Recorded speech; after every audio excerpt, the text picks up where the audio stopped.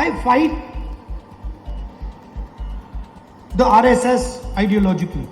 Yeah. I fight the CPM ideologically. And I fight them in the realm of ideas. And I fight them in the realm of speech. But my biggest complaint with them, is that they do not have feelings for people. CPM-നെയും RSS-നെയും കൂടി ഒരുമിച്ച് ചേർത്ത് പിടിച്ച് ഇത്തരത്തിൽ വിമർശിച്ചത് India ബ്ലോക്കിൻ്റെ ഭാഗമായി പ്രവർത്തിക്കുന്ന ഇന്ത്യയിലെ ലോക്സഭയിലെ പ്രതിപക്ഷ നേതാവ് അത്തരത്തിൽ സംസാരിക്കേണ്ടിയിരുന്നു എന്നുള്ള കാര്യം അദ്ദേഹവും കോൺഗ്രസും ഒക്കെ ആലോചിക്കും എന്നാണ് ഞാൻ വിചാരിക്കുന്നത്. അദ്ദേഹത്തിൻ്റെ രാഷ്ട്രീയമായ അപക്വത ഒരിക്കൽ കൂടി വിളിച്ചറിയിക്കുന്ന സ്റ്റേറ്റ്മെൻ്റാണിത്. അത് വസ്തുതാപരമല്ല, രണ്ട് ചരിത്രപരമായും അത് ശരിയല്ല. രാജ്യത്ത് BJP വിരുദ്ധ രാഷ്ട്രീയ ചേരിയെ ആകെ ഒരുമിപ്പിക്കുകയും ശക്തിപ്പെടുത്തുകയും ചെയ്യാൻ നിയോഗിക്കപ്പെട്ട ഒരാൾ ഇങ്ങനെ പറയേണ്ടതാണോ?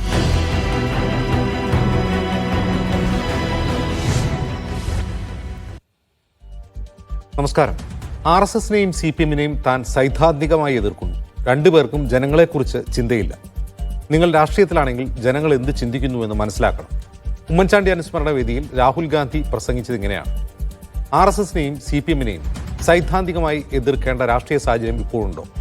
ജനങ്ങളെ കേൾക്കുന്നില്ല എന്നതാണോ സൈദ്ധാന്തികമായി CPM-നെ എതിർക്കാൻ രാഹുൽ ഗാന്ധിക്കുള്ള കാരണം? ഈ വിമർശനത്തിലൂടെ രാഹുൽ CPM-നെയും RSS-നെയും സമീകരിക്കുകയാണോ? സ്വാഗതം. സ്പെഷ്യൽ എഡിഷനിലേക്ക് നമ്മളൊപ്പം അതിഥികളായി കോൺഗ്രസ് നേതാവ് M. ലിജു, CPM വക്താവ് VPP മുസ്തഫ, രാഷ്ട്രീയ നിരീക്ഷകരായ N. ശ്രീകുമാർ, ദാമോദർ പ്രസാദ് എന്നിവർ. ആദ്യം ലിജുയിലേക്ക്. ലിജു, അനവസരത്തിലായി പോയ ഒരു പ്രസംഗമായോ അത്? കാരണം BJP-യെയും CPM-നെയും ഒരേ നുഖത്തിൽ കെട്ടുന്നു എന്ന തോന്നലുണ്ടാക്കുന്നതാണ് ആ വാക്ക്.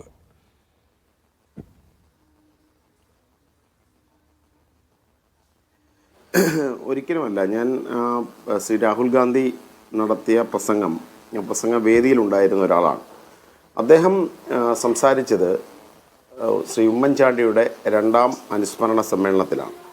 ആ അനുസ്മരണ സമ്മേളനത്തിൽ അദ്ദേഹം സംസാരിച്ചപ്പോൾ ശ്രീ ഉമ്മൻചാണ്ടിയുമായി ബന്ധപ്പെട്ട കാര്യങ്ങൾ പറഞ്ഞു. അതോടൊപ്പം തന്നെ ആശയപരമായ പോരാട്ടത്തെക്കുറിച്ചും പറഞ്ഞു.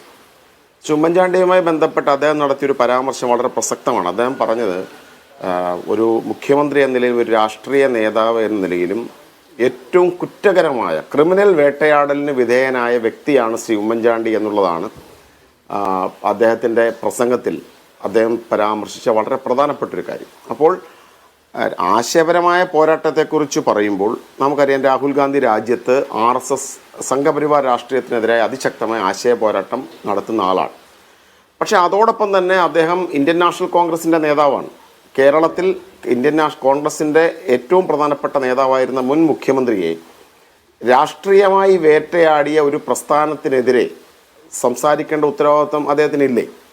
അതാണ് അദ്ദേഹം നിർവഹിച്ചത്. അത് മാത്രമല്ല, എനിക്ക് മനസ്സിലാവാത്തൊരു പ്രധാനപ്പെട്ട കാര്യമാണ്, കേരളത്തിൽ CPM-നെതിരെ രാഷ്ട്രീയ പോരാട്ടം കോൺഗ്രസ് പാർട്ടി നടത്തുന്നുണ്ട്. ആ LDF-നെതിരായ രാഷ്ട്രീയ പോരാട്ടം നടത്തി തന്നെയാണ് ശ്രീ രാഹുൽ ഗാന്ധി ഇന്ത്യൻ പാർലമെൻറ്റിൽ കേരളത്തിൽ നിന്നും വിജയിച്ചു വന്നത്. അല്ല, രാഹുൽ ഗാന്ധിയുടെ മത്സരിച്ച സമയത്ത് മതേതര ജനാധിപത്യ പോരാട്ടം ഇന്ത്യയിൽ മുന്നോട്ട് കൊണ്ടുപോകുന്ന ഏറ്റവും പ്രമുഖനായ നേതാവെന്ന നിലയിൽ ഇടതുപക്ഷ ജനാധിപത്യ മുന്നണി അദ്ദേഹത്തെ പിന്തുണയ്ക്കുന്നു എന്ന് പറഞ്ഞ് അവർ മത്സരരംഗത്തൊന്നും മാറി നിന്നില്ല. അങ്ങനെ മാറി നിൽക്കണമെന്ന് ഞങ്ങൾ ആഗ്രഹിക്കുന്നുമില്ല. കാരണം കോൺഗ്രസ് പ്രതിദാനം ചെയ്യുന്ന ആശയവും CPM പ്രതിദാനം ചെയ്യുന്ന ആശയവും ഒന്നല്ലല്ലോ. ഞങ്ങൾക്ക് പല സ്ഥലങ്ങളിലും യോജിപ്പുണ്ടെങ്കിലും വ്യത്യസ്തമായ പ്രത്യയശാസ്ത്രവും വ്യത്യസ്തമായ പ്രവർത്തന ശൈലിയും വ്യത്യസ്തമായ ആശയധാരയുമാണ് ഉള്ളത് എന്ന കാര്യത്തിൽ ആർക്കും സംശയമില്ല. അപ്പോൾ രാഹുൽ ഗാന്ധി ശ്രീ ഉമ്മൻചാണ്ടിയുടെ അനുസ്മരണ വേദിയിൽ അദ്ദേഹം ഏറ്റവും ശക്തമായി എതിർക്കുന്ന സംഘപരിവാർ ആശയത്തെ സൂചിപ്പിച്ചോടൊപ്പം തന്നെ കേരളത്തിൽ കോൺഗ്രസ് പാർട്ടി ശക്തമായി എതിർക്കുന്ന രാഷ്ട്രീയ ആശയധാരയെക്കുറിച്ചുകൂടി പരാമർശിച്ചു. പ്രത്യേകിച്ച് അവരുടെ വ്യക്തിപരമായ വേട്ടയാടൽ ഏറ്റവും കൂടുതൽ നേരിട്ട ഒരു മുൻ മുഖ്യമന്ത്രിയുടെ ലിജു പറഞ്ഞു, രാഹുൽ ഗാന്ധിയുടെ വിമർശനം കേരളത്തിന്റെ പശ്ചാത്തലത്തിൽ മാത്രമുള്ള ഒരു രാഷ്ട്രീയ വിമർശനം മാത്രമാണ്, അല്ലാതെ സൈദ്ധാന്തിക വിമർശനമല്ല. സൈദ്ധാന്തികം അല്ല, അതിനാണ് കേരളത്തിന്റെ പശ്ചാത്തലത്തിൽ നടത്തിയ വിമർശനം എന്നുള്ളതിനാണ് കൂടുതൽ പ്രസക്തി. പക്ഷെ സൈദ്ധാന്തികമായി ചിന്തിച്ചാൽ തന്നെ ഇപ്പം കമ്മ്യൂണിസ്റ്റ് ആശയധാരയാണോ ശ്രീ രാഹുൽ ഗാന്ധി വെച്ച് പുലർത്തുന്നത്? കോൺഗ്രസ് ആശയധാരകൾ സ്വാതന്ത്ര്യപൂർവ്വ കാലഘട്ടത്തിലും സ്വാതന്ത്ര്യാനന്തര കാലഘട്ടത്തിലും കമ്മ്യൂണിസ്റ്റ് ആശയധാരകളുമായി യോജിക്കുന്നതാണോ? ഇപ്പോൾ യോജിക്കാവുന്ന മേഖലകൾ, ഇപ്പോൾ മതേതരത്വം നമുക്ക് യോജിക്കാവുന്ന മേഖലയാണ്. സ്ഥിതി സമത്വം എന്നതിനെ സംബന്ധിച്ച് ഞങ്ങളുടെ സ്ഥിതി സമത്വ ആശയം തന്നെ അത് വിപ്ലവത്തിലൂടെ നേടിയെടുക്കുക എന്നുള്ളതല്ല, ജനാധിപത്യത്തിലൂടെ നേടിയെടുക്കുക എന്നുള്ളതാണ്. അവിടെ പോലും സോഷ്യലിസം എന്ന് പറയുന്ന ആശയത്തിനകത്ത് പോലും കമ്മ്യൂണിസ്റ്റ് പാർട്ടികളെ സംബന്ധിച്ച് അത് നേടിയെടുക്കുന്നതിന് വേണ്ടി അവർ വ്യത്യസ്തമായ ഒരു പാതയാണ് സൂചിപ്പിക്കുന്നത്. അപ്പം ഞാൻ പറഞ്ഞതിൻ്റെ അർത്ഥം ഇതാണ്, രാഹുൽ ഗാന്ധി CPM-നെതിരെ ഉയർത്തിയ വിമർശനത്ത് അത് കേരളത്തിൻ്റെ പശ്ചാത്തലത്തിൽ കൂടുതൽ പ്രസക്തമാണ്. പക്ഷെ അതോടൊപ്പം തന്നെ സൈദ്ധാന്തികമായി ചിന്തിച്ചാൽ തന്നെ കമ്മ്യൂണിസ്റ്റ് ആശയധാരയല്ല കോൺഗ്രസ് പിന്തുടരുന്നത് എന്നത് അദ്ദേഹത്തിൻ്റെ പ്രസംഗം അത് വ്യക്തമായൊരു കാര്യമാണല്ലോ. അതും അദ്ദേഹം അത് ഉദ്ദേശിച്ചിട്ടുണ്ടാവാം. ശരി, ശ്രീ VPP മുസ്തഫ, 2004 സജീവ രാഷ്ട്രീയത്തിലേക്ക് വരുന്ന ആ ഘട്ടത്തിൽ തന്നെ രാഹുൽ ഗാന്ധി CPM-നെതിരെ സവിശേഷമായ വിമർശനങ്ങൾ ഉയർത്തിയിട്ടുണ്ട്. ഇപ്പോൾ 2009 അദ്ദേഹം നടത്തിയിട്ടുള്ളൊരു ബംഗാളിൽ അദ്ദേഹം നടത്തിയിട്ടുള്ളൊരു പ്രസ്താവന ഇങ്ങനെയാണ്: വയലൻസ്, CPM നടത്തുന്ന വയലൻസ് ആണ് അദ്ദേഹം പ്രധാനമായും ചൂണ്ടിക്കാട്ടുന്നത്. വയലൻസിലൂടെ അധികാരത്തിൽ തുടരാമെന്നാണോ നിങ്ങൾ കരുതുന്നതെന്ന് CPM-ന്റെ വയലൻസിനെ മുൻനിർത്തി, ഹിംസയെ മുൻനിർത്തി തന്നെ അദ്ദേഹം വിമർശനം ഉന്നയിക്കുന്നുണ്ട്. അപ്പോൾ അദ്ദേഹത്തിന് ഐഡിയോളജിക്കലി നിങ്ങളുമായി വിയോജിപ്പുകളുണ്ട്.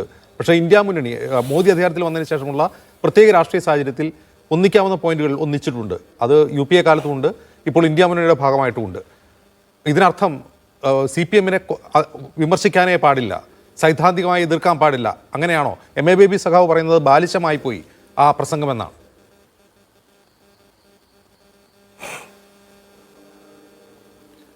തീർച്ചയായിട്ടും CPIM-ന്റെ ജനറൽ സെക്രട്ടറി സഖാവ് MA ബേബി പറഞ്ഞതാണ് ഇന്നത്തെ സാഹചര്യത്തിൽ ശ്രീ രാഹുൽ ഗാന്ധി നടത്തിയ പ്രസ്താവന ഏവരെയും അത്ഭുതപ്പെടുത്തുന്ന ഒന്നായിട്ട് മാറുന്നത്.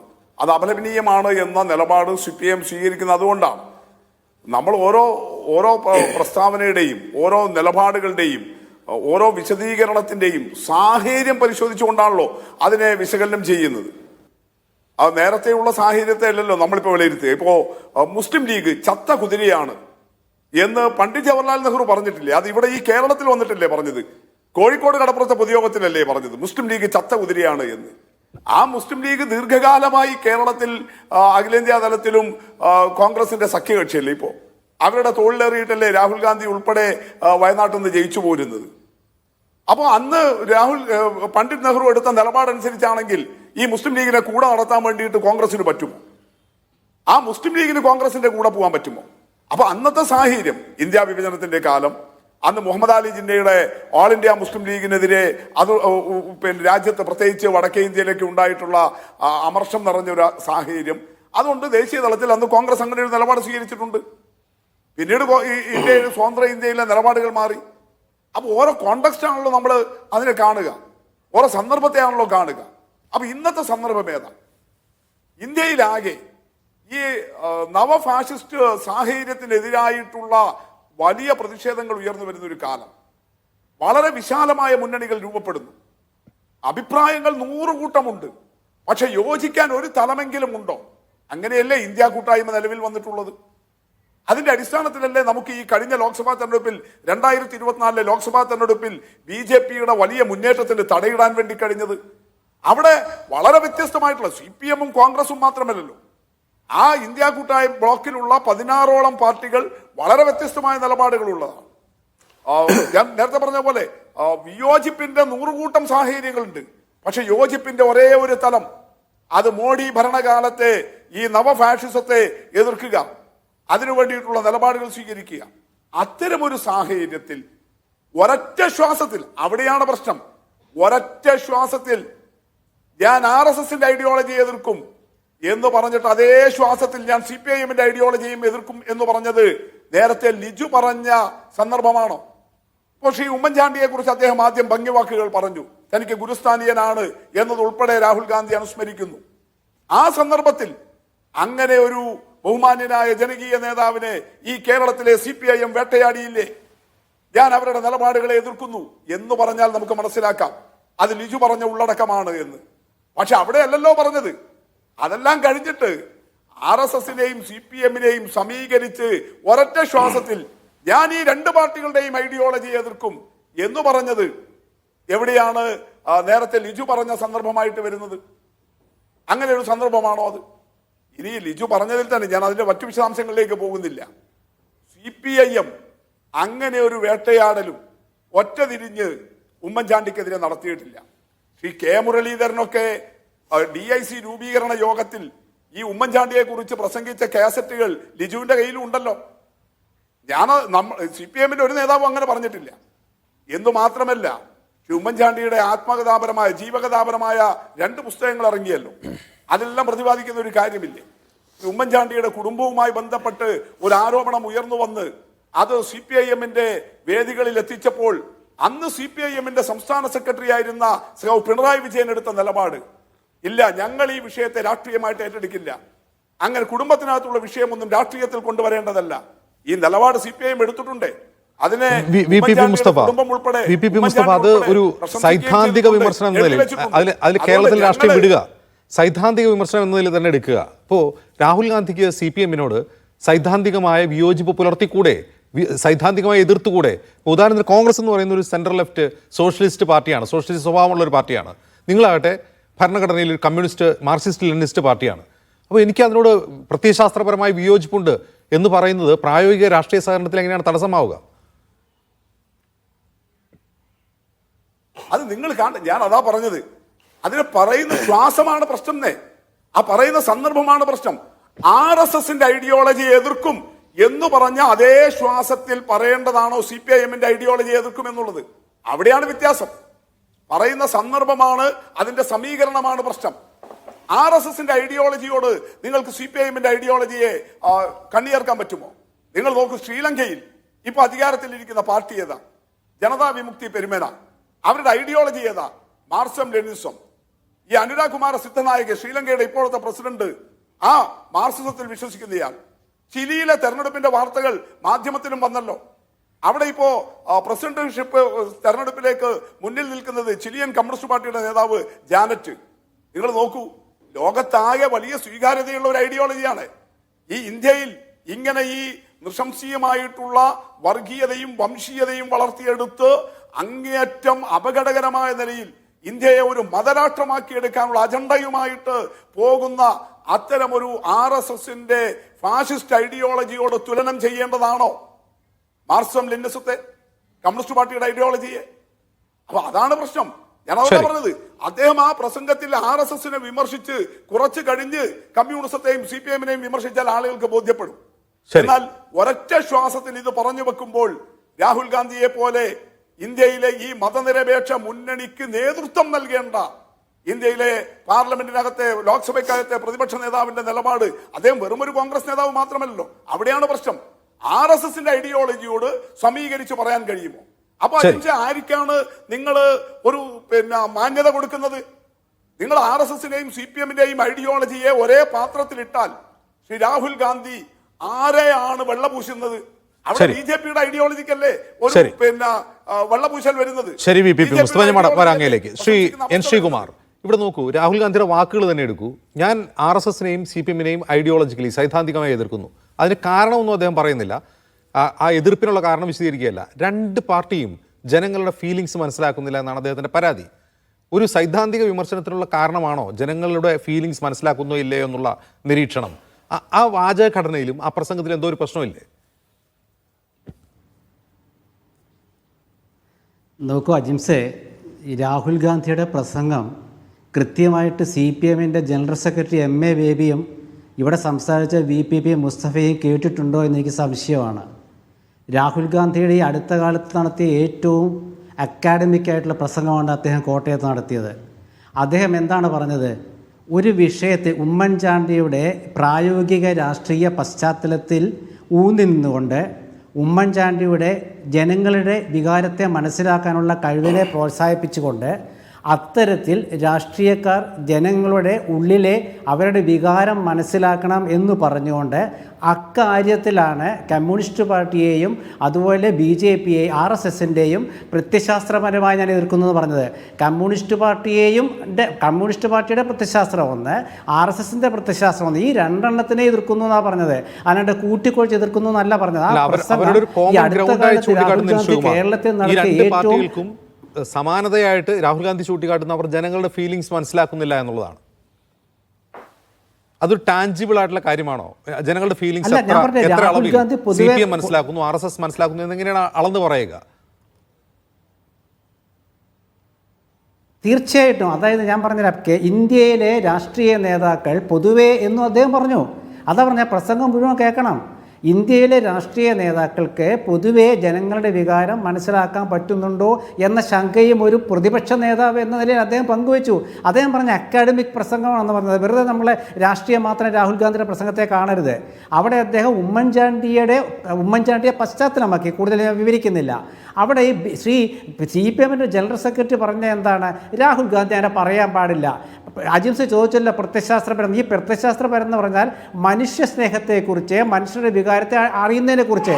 അത് അദ്ദേഹം വന്ന ദിവസം എന്താ കണ്ടത്? തേവലക്കരയിലത്തെ ഒരു കുഞ്ഞിൻ്റെ മരണത്തെ കണ്ടു. അതിനു മുമ്പ് കേരളത്തിലെ CPM ഭരണപരമായ വൈകല്യങ്ങൾ, ജനവികാരം മനസ്സിലാക്കാത്ത നിലപാടുകൾ അത് അദ്ദേഹം കണ്ടു. അതുപോലെ കേന്ദ്ര ഭരണത്തിലെ ചില ജനങ്ങളുടെ വികാരം മനസ്സിലാക്കാത്ത കർഷക സമരത്തെക്കുറിച്ചാണെങ്കിലും മണിപ്പൂരിലത്തെ വിഷയത്തെക്കുറിച്ചാണെങ്കിലും അദ്ദേഹത്തിൻ്റെ മനസ്സിലുണ്ടാകും. ഇവിടെ രാഹുൽ ഗാന്ധിയുടെ പ്രത്യയശാസ്ത്രപരമായി ഞങ്ങളെ എതിർക്കുന്ന തെറ്റാണെന്ന് പറഞ്ഞാൽ ഈ VPP മുസ്തഫയുടെ പാർട്ടി ഇന്ത്യ സഖ്യത്തിന്റെ കോർ കമ്മിറ്റിയിൽ നിന്ന് എന്തിനാണ് കേരളത്തിലെ നേതൃത്വം പുറത്തുപോയത്? എന്തിനാണ് പുറത്തുപോയത്? ഏത് പ്രത്യയശാസ്ത്രത്തിന്റെ പേരിലാണ്? ഇപ്പോൾ ഒരു സർക്കാർ ഭരണകൂടം പാർട്ടി അല്ലെങ്കിൽ ഭരണകൂടത്തിന് നേതൃത്വം കൊടുത്ത പാർട്ടി ജനങ്ങളുടെ ഫീലിംഗ്സ് കൃത്യമായി മനസ്സിലാക്കുന്നില്ല, അവരുടെ ചിന്തകളെ മനസ്സിലാക്കുന്നില്ല എന്നുള്ളതാണ് സൈദ്ധാന്തിക എതിർപ്പിനുള്ള ഒരു കാരണമെങ്കിൽ ഇതേ ആരോപണം CPM-നും തിരിച്ച് കോൺഗ്രസിനെതിരെ ഉന്നയിച്ചുകൂടെ? ഇപ്പോൾ നോക്കൂ, ധർമ്മസ്ഥല എന്ന സ്ഥലത്ത് 100 കണക്കിന് പെൺകുട്ടികളെ കുഴിച്ചിട്ടിട്ടുണ്ട് എന്നൊരാൾ വെളിപ്പെടുത്തുന്നു. നമ്മൾ ഈ സംസാരിക്കുമ്പോൾ പോലും അവിടെ ഒരു പ്രത്യേക അന്വേഷണ സംഘമില്ല, അതിൽ ഒരു ഉറച്ച നിലപാടില്ല, അത് അന്വേഷിക്കണമെന്ന് പറയുന്നില്ല. അപ്പോൾ അവിടുത്തെ ജനങ്ങൾ 2012 മുതൽ അവിടെ സമരത്തിലാണ് ഇത് അന്വേഷിക്കണമെന്ന് പറഞ്ഞുകൊണ്ട്. അപ്പോൾ കോൺഗ്രസ് അവിടുത്തെ ജനങ്ങളുടെ വികാരം മനസ്സിലാക്കുന്നില്ല എന്ന് CPM-നെ വിമർശിച്ചുകൂടെ? തീർച്ചയായിട്ടും വിമർശിക്കണമല്ലോ. കാരണം അതിനല്ലേ പ്രതിപക്ഷം എന്ന് പറയുന്നത്. പ്രതിപക്ഷ പാർട്ടികളുടെ ധർമ്മം ഭരണപക്ഷത്തിൻ്റെ തെറ്റുകൾ ചൂണ്ടിക്കാണിക്കുക എന്നുള്ളതല്ലേ. ഒന്നാമത്തെ കാര്യം അജയ് ഞാൻ ഒരു കാര്യം പറയട്ടെ, CPM-ന്റെ പ്രത്യയശാസ്ത്രത്തെക്കുറിച്ച് ഇന്ന് സംശയത്തിൽ നിൽക്കുകയല്ലേ നമ്മൾ. RSS-ഉമായിട്ട് ഞങ്ങൾ സഖ്യമുണ്ടാക്കി, അത് വിവാദമായാൽ ഒരിക്കലും ഒന്നുമില്ല എന്ന് പറഞ്ഞത് പാർട്ടിയുടെ സംസ്ഥാന സെക്രട്ടറി അല്ലേ. അതെന്താ നമ്മൾ മനസ്സിലാക്കാത്തത്? രാഹുൽ ഗാന്ധി വയനാട്ടിൽ മത്സരിക്കാൻ വന്നപ്പോൾ അദ്ദേഹം മത്സരിക്കാൻ പാടില്ലെന്ന് പറഞ്ഞതല്ലേ ഇവരെ? പ്രിയങ്ക ഗാന്ധി മത്സരിക്കാൻ വന്നപ്പോൾ മത്സരിക്കരുതെന്ന് പറഞ്ഞതല്ലേ ഇവരെ? അതേ രാഹുൽ ഗാന്ധിയുടെ പ്രത്യയശാസ്ത്രത്തെ അല്ലേ തമിഴ്നാട്ടിൽ അവർ ഉൾക്കൊണ്ടത്. അപ്പോൾ ഇവർക്ക് പ്രത്യയശാസ്ത്രം CPM-ന് ഇല്ലെന്ന് പറയാൻ കാരണം കേരളത്തിലെ അവരുടെ നിലപാടുകളാണ്. RSS നേതാക്കളെ കണ്ട് ADGP-യെ DGP ആക്കാൻ ശ്രമം നടത്തിയത് ആരാണ്? RSS നേതാക്കളെ കണ്ടതിൻ്റെ പേരിൽ പാർട്ടി LDF കൺവീനർ സ്ഥാനത്തു നിന്നും മാറ്റി നിർത്തിയ EP ജയരാജനെ കേന്ദ്ര കമ്മിറ്റിയിൽ നിലനിർത്തിയത് ആരാണ്? അപ്പോൾ എന്ത് പ്രത്യയശാസ്ത്രമുള്ളത്? രാഹുൽ ഗാന്ധി ഇന്നലെ കോട്ടയം പ്രസംഗവും മറ്റ് രാഷ്ട്രീയം നമ്മൾ താരതമ്യം ചെയ്യരുത്. കേരളത്തിൽ CPM എന്ന് പറയുന്നത് കോൺഗ്രസിൻ്റെ തെരഞ്ഞെടുപ്പ് ശത്രുവാണ്. ഇവിടെ CPM-ന്റെ തെരഞ്ഞെടുപ്പ് ശത്രു കോൺഗ്രസ് ആണ്. ഇവിടെ BJP-യെയും കോൺഗ്രസിനെയും ഒരുപോലെ CPM എന്തിനാ എതിർക്കുന്നത്? BJP-യും കോൺഗ്രസും ഒരു നാണയത്തിന്റെ രണ്ട് വശമാണെന്ന് CPM പറയുന്നത്. അതായത് RSS-ഉമായി ഏതോ തരത്തിൽ CPM കൈകോർക്കുന്നു. ഇപ്പോൾ ഉദാഹരണത്തിന് പറഞ്ഞാൽ ഇപ്പോൾ CPM-ന് RSS-നെ കുറിച്ചുള്ള സമീപകാല, BJP-യെ കുറിച്ച്, മോദി ഭരണകൂടത്തെക്കുറിച്ചുള്ള സമീപകാല രാഷ്ട്രീയ പ്രമേയത്തിൽ അവർ പറയുന്നൊരു കാര്യം, ഇത് ഒരു നവ ഫാഷിസ്റ്റ് പ്രവണതയുള്ള സംഘടനയാണ്. അതിലുള്ള ഒരു വിവാദം, അത് പുറത്തേക്ക് വിട്ട ഒരു വിവാദം നവ ഫാഷിസ്റ്റ് പ്രവണത മാത്രമാണോ ഫാഷിസമാണോ എന്നത് തർക്കമാണ്. രാഹുൽ ഗാന്ധി ആകട്ടെ RSS-നെയും BJP-യെയും മോദിയെയും ഒക്കെ ഫാഷിസ്റ്റ് എന്ന് വിളിച്ചുകൊണ്ടിരിക്കുന്നു. ഈ ഒരു പ്രശ്നത്തിലാണോ യഥാർത്ഥത്തിൽ രാഹുൽ ഗാന്ധി ഊന്നിയത്? അത് അദ്ദേഹം തെളിച്ചു പറഞ്ഞാൽ കാര്യങ്ങൾ മനസ്സിലാവും. നിങ്ങൾ അവരുമായി കൈകോർക്കുന്നു, നിങ്ങൾ അവരെ ഫാഷിസ്റ്റ് എന്ന് ഉറച്ചു വിളിക്കുന്നില്ല എന്ന് രാഹുൽ ഗാന്ധി പറഞ്ഞാൽ നമുക്കത് മനസ്സിലാവും. രാഹുൽ ഗാന്ധി പറയുന്നത് വളരെ വളരെ എന്താണ് പറയുക, ഉപരിപ്ലവമായ ഒരു കാര്യമാണ്, ജനങ്ങളുടെ ഫീലിങ്സ് മനസ്സിലാക്കുന്നില്ല എന്നുള്ളതാണ്. അജിംസെ അങ്ങനല്ല, ഞാൻ അതാ പറഞ്ഞത്. രാഹുൽ ഗാന്ധിയുടെ പ്രസംഗം നിങ്ങൾ പൂർണ്ണമായിട്ട് ശ്രദ്ധിക്കൂ. അദ്ദേഹം പറഞ്ഞത് ജനങ്ങളുടെ വികാരത്തിൽ ഊന്നി നിന്നുകൊണ്ട് രാഷ്ട്രീയ നേതാക്കൾ എങ്ങനെ ജനങ്ങളെ പഠിക്കണം. പ്രസംഗിച്ചിട്ട് കാര്യമില്ല, അദ്ദേഹം പറഞ്ഞിങ്ങനെയാണ്, തത്വം പ്രസംഗിച്ചിട്ട് കാര്യമില്ല, ആശയം പ്രസംഗിച്ചിട്ട് കാര്യമില്ല. ഹോട്ടലിൽ ഇരുന്നു കൊണ്ട് സാമ്പത്തിക ശാസ്ത്രം പ്രസംഗിച്ചിട്ട് വെയിറ്ററോട് തട്ടിക്കയറുന്ന ആ ഒരു സാമ്പത്തിക പ്രത്യയശാസ്ത്രത്തെ ആ പ്രത്യയശാസ്ത്രം തെറ്റാണ്. ഇങ്ങനെ ഒരുപാട് ഉദാഹരണങ്ങൾ ചൂണ്ടിക്കാണിച്ചുകൊണ്ട് അജിംസെ വളരെ വ്യക്തമാണ്. അതായത് ഉമ്മൻചാണ്ടിയുടെ രാഷ്ട്രീയ ജീവിതവും അദ്ദേഹത്തിൻ്റെ പ്രായോഗിക രാഷ്ട്രീയവും അദ്ദേഹത്തിൻ്റെ ജനപ്രിയത, അതാണ് ജനകീയതയല്ല, ജനപ്രിയം, രണ്ടാണ്, രണ്ട് വ്യത്യാസമുണ്ട്. ഉമ്മൻചാണ്ടിയുടെ ജനപ്രിയ രാഷ്ട്രീയത്തിൽ ഊന്നി നിന്നുകൊണ്ട് ആ ജനപ്രിയ രാഷ്ട്രീയത്തെ RSS-ന്റെ പ്രത്യയശാസ്ത്രപരമായിട്ടും CPM-ന്റെ പ്രത്യയശാസ്ത്രപരമായിട്ടും രാഹുൽ ഗാന്ധി വിശകലനം ചെയ്തതാണ്, അല്ലാണ്ട് പൊതുരാഷ്ട്രീയമല്ല. തെരഞ്ഞെടുപ്പ് രാഷ്ട്രീയമല്ല. BJPക്കെതിരെ CPM നിൽക്കുന്നതുകൊണ്ടാണല്ലോ ഇന്ത്യ മുന്നണിയിൽ CPMന് സ്ഥാനമുള്ളത്. കോൺഗ്രസിൻ്റെ മതേതര കാഴ്ചപ്പാടിനെ CPM അംഗീകരിക്കുന്നുകൊണ്ടാണല്ലോ രാഹുൽ ഗാന്ധിയെ അവരംഗീകരിക്കുന്നത്. ഇന്ത്യ സഖ്യം എന്ന് പറയുന്നത് CPMനും കോൺഗ്രസിനും ഒരുമിച്ചുള്ള ഒരു വേദിയാണ്. ആ വേദി എന്തിനാണെന്ന് വെച്ചാൽ അത് തെരഞ്ഞെടുപ്പ് രാഷ്ട്രീയത്തിനുള്ളതാണ്. ഇവിടെ പറഞ്ഞത് എന്താണ്? ഉമ്മൻചാണ്ടിയുടെ രാഹുൽ ഗാന്ധിയുടെ ഇന്നലത്തെ പ്രസംഗത്തിന്റെ അടിസ്ഥാനം. CPMനും കോൺഗ്രസിനും യോജിക്കാവുന്ന ഒരുപാട് മേഖലകളുണ്ട്. അതിൽ ഫാഷിസ്റ്റ് വിരുദ്ധ മതേതര രാഷ്ട്രീയം ഇല്ലേ? കേവലം തെരഞ്ഞെടുപ്പ് അഡ്ജസ്റ്റ്മെന്റ് മാത്രമാണോ ഇന്ത്യ മുന്നണി? ഇന്ത്യയിലെ RSSന്റെ സംഘപരിവാറിൻ്റെ BJPയുടെ രാഷ്ട്രീയ പ്രത്യയശാസ്ത്ര അടിസ്ഥാനത്തിലുള്ള നയങ്ങളെ എതിർത്തതിൻ്റെ പേരിൽ രാഹുൽ ഗാന്ധിക്ക് നഷ്ടപ്പെട്ട എന്താണ്? MP സ്ഥാനമല്ലേ? സസ്പെൻഡ് ചെയ്തില്ലേ? ആ രാഹുൽ ഗാന്ധി അമേഠിയിൽ നിന്ന് കേരളത്തിൽ വന്ന് മത്സരിക്കുമ്പോൾ ഒളിച്ചോടി എന്ന് പറഞ്ഞ CPM അല്ലേ? അപ്പോൾ ഇങ്ങനെയൊക്കെ രാഹുൽ ഗാന്ധിയെ വിമർശിക്കുന്ന ഒരു പാർട്ടിക്ക് അദ്ദേഹത്തിൻ്റെ പ്രസംഗം വന്നപ്പോൾ ഇങ്ങനെ തെറ്റിദ്ധരിക്കരുത്. MA ബേബിയ പ്രസംഗം എടുത്ത് മനസ്സിലാക്കി ആ പ്രസംഗം പഠിച്ച ശേഷം അദ്ദേഹം നാളെ പ്രതികരണം മാറ്റുമെന്നാണ് ഞാൻ കരുതുന്നത്. കാരണം രാഹുൽ ഗാന്ധിയുടെ പ്രസംഗം ഞാൻ പറഞ്ഞല്ലോ, ഉമ്മൻചാണ്ടിയെ ബേസ് ചെയ്തുകൊണ്ടുള്ള അദ്ദേഹത്തിൻ്റെ മാനുഷികതയും അദ്ദേഹം ഉൾക്കൊള്ളുന്ന കോൺഗ്രസിൻ്റെ പ്രത്യയശാസ്ത്രത്തെക്കുറിച്ചല്ല രാഹുൽ ഗാന്ധി പറഞ്ഞത്. ഉമ്മൻചാണ്ടിയുടെ പ്രായോഗിക രാഷ്ട്രീയം, ഉമ്മൻചാണ്ടിയുടെ മാനുഷിക കാഴ്ചപ്പാട്. അതിന് ഉദാഹരണം പറഞ്ഞു. ചെവി കേൾക്കാത്ത കുട്ടികൾക്ക് കോക്ലിയർ ഇംപ്ലാന്റ് പദ്ധതി. എല്ലാവരും കേൾക്കുന്ന പോലെ കുട്ടികൾ കേൾക്കണം. അതുകൊണ്ട് വോട്ട് കിട്ടില്ല. 10, 100, 200 കുട്ടികൾക്ക് ചെവിയിൽ കേൾക്കാനുള്ള സംവിധാനം ഉണ്ടാക്കിയാൽ വോട്ട് കിട്ടില്ല എന്ന് രാഹുൽ ഗാന്ധി പറഞ്ഞു. ഇതെല്ലാം കൂടെ വായിച്ചിട്ട് വേണം അദ്ദേഹത്തിന്റെ ഈ പ്രത്യയശാസ്ത്രത്തെക്കുറിച്ചുള്ള ആ ഒരു കാഴ്ചപ്പാട് മനസ്സിലാക്കാൻ. അല്ലാതെ അത് മാത്രം എടുത്തിട്ട് അത് രാഹുൽ ഗാന്ധി ഞങ്ങളെ ഇതാ എതിർത്തു എന്ന് പറയുന്നത് പച്ച രാഷ്ട്രീയമാണ് CPMന്റെ. രാഹുൽ ഗാന്ധി അദ്ദേഹം മുന്നോട്ട് വയ്ക്കുന്ന ഒരു പ്രത്യയശാസ്ത്രം, കോൺഗ്രസിന്റെ പ്രത്യയശാസ്ത്രം ഒരു ഗാന്ധിയൻ സോഷ്യലിസമാണ്. ഇപ്പോൾ സോഷ്യലിസ്റ്റുകൾക്ക് കമ്മ്യൂണിസ്റ്റുകളോട്, മാർക്സിസ്റ്റ് ലെനിനിസ്റ്റുകളോടുള്ള വിയോജിപ്പ് നമുക്കറിയാം. അത് ഒന്ന് ജനാധിപത്യ വിരുദ്ധമാണ് ആ പ്രത്യയശാസ്ത്രം എന്നുള്ളതാണ്, അതിൻ്റെ പ്രായോഗികതകൾ അങ്ങനെയാണ് എന്നുള്ളതുകൊണ്ടാണ്. അതുപോലെ മറ്റൊരുപാട് വിഷയങ്ങളിൽ സോഷ്യലിസ്റ്റുകളും ഈ പറയുന്ന മാർക്സിസ്റ്റുകളും തമ്മിൽ ഒരുപാട് പ്രശ്നങ്ങളുണ്ട്. രാഹുൽ ഗാന്ധി ഇവിടെ ഉമ്മൻചാണ്ടിയുടെ രാഷ്ട്രീയത്തെ മുൻനിർത്തി ചൂണ്ടിക്കാട്ടുന്നതും ഏറെക്കുറെ അത് തന്നെയാണ്. പക്ഷേ അത് കറക്റ്റായിട്ട് ഡെലിവറി ചെയ്യുന്നതിൽ രാഹുൽ ഗാന്ധി വിജയിച്ചോ? ബഹുമാനയുടെ VP മുസ്തഫ പറഞ്ഞൊരു കാര്യത്തിനാണ് എനിക്ക് പെട്ടെന്നൊരു കാര്യം തോന്നിയത്. കാര്യം അദ്ദേഹം സൂചിപ്പിച്ചു, ഇപ്പോൾ തൊട്ടപ്പുറത്ത് അയൽരാജ്യ ശ്രീലങ്കയിൽ ജനതാവിമുക്തി പെരുമൻ അധികാരത്ത് വരുന്നു. വളരെ ദൂരെ ചില്ലി ലാറ്റിൻ അമേരിക്കയിൽ ഇടതുപക്ഷ പാർട്ടികൾ, ഇവിടെ മാർക്സിസ്റ്റ് പരമായിട്ട് ഇടതുപക്ഷ സ്വഭാവമുള്ള പാർട്ടികൾ വരുന്നു. അപ്പോൾ ലോകവ്യാപകമായിട്ട് വലതുപക്ഷ രാഷ്ട്രീയം ഇങ്ങനെ എന്താ പറയുക വീശിയടിക്കുന്ന കാലഘട്ടത്തിൽ ചില സ്ഥലങ്ങളിൽ ഇടതുപക്ഷ രാഷ്ട്രീയം വരുന്നു. അപ്പോൾ അത് പ്രധാനപ്പെട്ട കാര്യമാണ്. ആ ഇടതുപക്ഷ രാഷ്ട്രീയത്തിൽ നിന്ന് രാഹുൽ ഗാന്ധി പറഞ്ഞ പോലെ തിരിച്ചു പറയാനുള്ള ചങ്കൂറ്റമായിരുന്നു CPMന് വേണ്ടത്. ഞങ്ങൾ ഒരേ ശ്വാസത്തിൽ പറയുന്നു RSSന്റെ പ്രത്യയശാസ്ത്രത്തെയും കോൺഗ്രസിന് ബൂർഷ്വാ രാഷ്ട്രീയ പാർട്ടി ഞങ്ങൾ എതിർക്കുന്നു എന്ന് പറയാനുള്ള ആർജവമാണ് CPM ഇന്ന് കാണിക്കേണ്ടത്. പകരം കോൺഗ്രസുമായിട്ട് അഡ്ജസ്റ്റ് ചെയ്ത് മാത്രമേ ഈ ദേശീയ രാഷ്ട്രീയത്തിൽ CPM നിലനിൽക്കാൻ സാധിക്കുള്ളൂ എന്ന ഗതികേട് CPMനെ ബാധിച്ചു എന്നുള്ളതാണ് എൻ്റെ അകത്ത്. CPM പറയേണ്ട കാര്യമാണ്. ഞങ്ങൾ എതിർക്കുന്നു, RSSനെ എതിർക്കുന്നു. RSS എന്തുകൊണ്ട് എതിർക്കുന്നു? CPM കൃത്യം എതിർക്കാൻ പറ്റും. ഹിന്ദുത്വ രാഷ്ട്രീയത്തിന് എതിർക്കുന്നു RSS. അതേപോലെ കോൺഗ്രസിനെ കുറിച്ച് വിലയിരുത്തിയ സോഷ്യലിസ്റ്റ് രാഷ്ട്രീയ പാർട്ടിയെന്ന് ഒരു ഘട്ടത്തിലും കമ്മ്യൂണിസ്റ്റ് പാർട്ടി കോൺഗ്രസ് വിലയിരുത്തില്ല. ലിബറൽ ബൂർഷ്വാ പാർട്ടിയായിട്ടാണ് കോൺഗ്രസ് വിലയിരുത്തിയിട്ട് എല്ലാ കാലത്തും.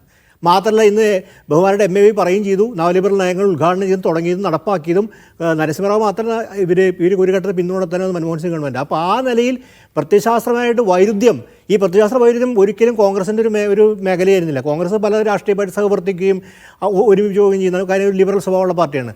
പ്രത്യയശാസ്ത്ര ശരിക്കും പറയുന്നത് രാഹുൽ ഗാന്ധി സമീപകാലമായിട്ട് ഇടതുപക്ഷ രാഷ്ട്രീയത്തിന് വലിയ വൊക്കാബിലിറ്റികൾ വല്ലാതെ ഉപയോഗിക്കുന്നുണ്ട്. അതിൻ്റെ ഭാഗമായിട്ടാണ് ഈ പ്രത്യയശാസ്ത്ര വാക്ക് സിദ്ധാന്ത വാക്കല്ല ഉപയോഗിച്ചത്. അത് ഇടതുപക്ഷത്തിൻ്റെയും കമ്മ്യൂണിസ്റ്റ് പാർട്ടിയുടെ വാക്കാണ്. കമ്മ്യൂണിസ്റ്റ് പാർട്ടി പറയേണ്ട കാര്യമാണ് ഞങ്ങൾക്ക് വൈരുദ്ധ്യമുണ്ട്, RSS വൈരുദ്ധ്യമുണ്ട്, കോൺഗ്രസുമായിട്ട് വൈരുദ്ധ്യം ഞങ്ങളുടെ രാഷ്ട്രീയമാണ്. ഇത് പ്രധാനപ്പെട്ട കാര്യം. CPM സംബന്ധിച്ച പ്രധാനപ്പെട്ട കാര്യം, കോൺഗ്രസ് സംബന്ധിച്ച പ്രധാനപ്പെട്ട കാര്യം എന്നുണ്ടെങ്കിൽ ദേശീയ രാഷ്ട്രീയം രണ്ടുപേരും ഉണ്ടെങ്കിലും അധികം ദുർബലമാണ് രണ്ടുപേരുടെ സ്ഥിതി. ഇതാണ് യാഥാർത്ഥ്യം. ആ ദുർബലമായ സ്ഥിരകാഴ്ച കോൺഗ്രസ് സംബന്ധിച്ചാലും കർണാടകത്തിലുണ്ട്, തെലങ്കാനയിലുണ്ട്. പറയാം CPM സംബന്ധിച്ച് രണ്ടുപേരെ ശക്തിദുർഗം എന്ന് പറഞ്ഞാൽ കേരളമാണ്. ഈ ശക്തിദുർഗത്തിൽ ജീവൻ മരണ പോരാട്ടം രണ്ട് പാർട്ടികളും നടത്തിക്കൊണ്ടിരിക്കുന്നത്.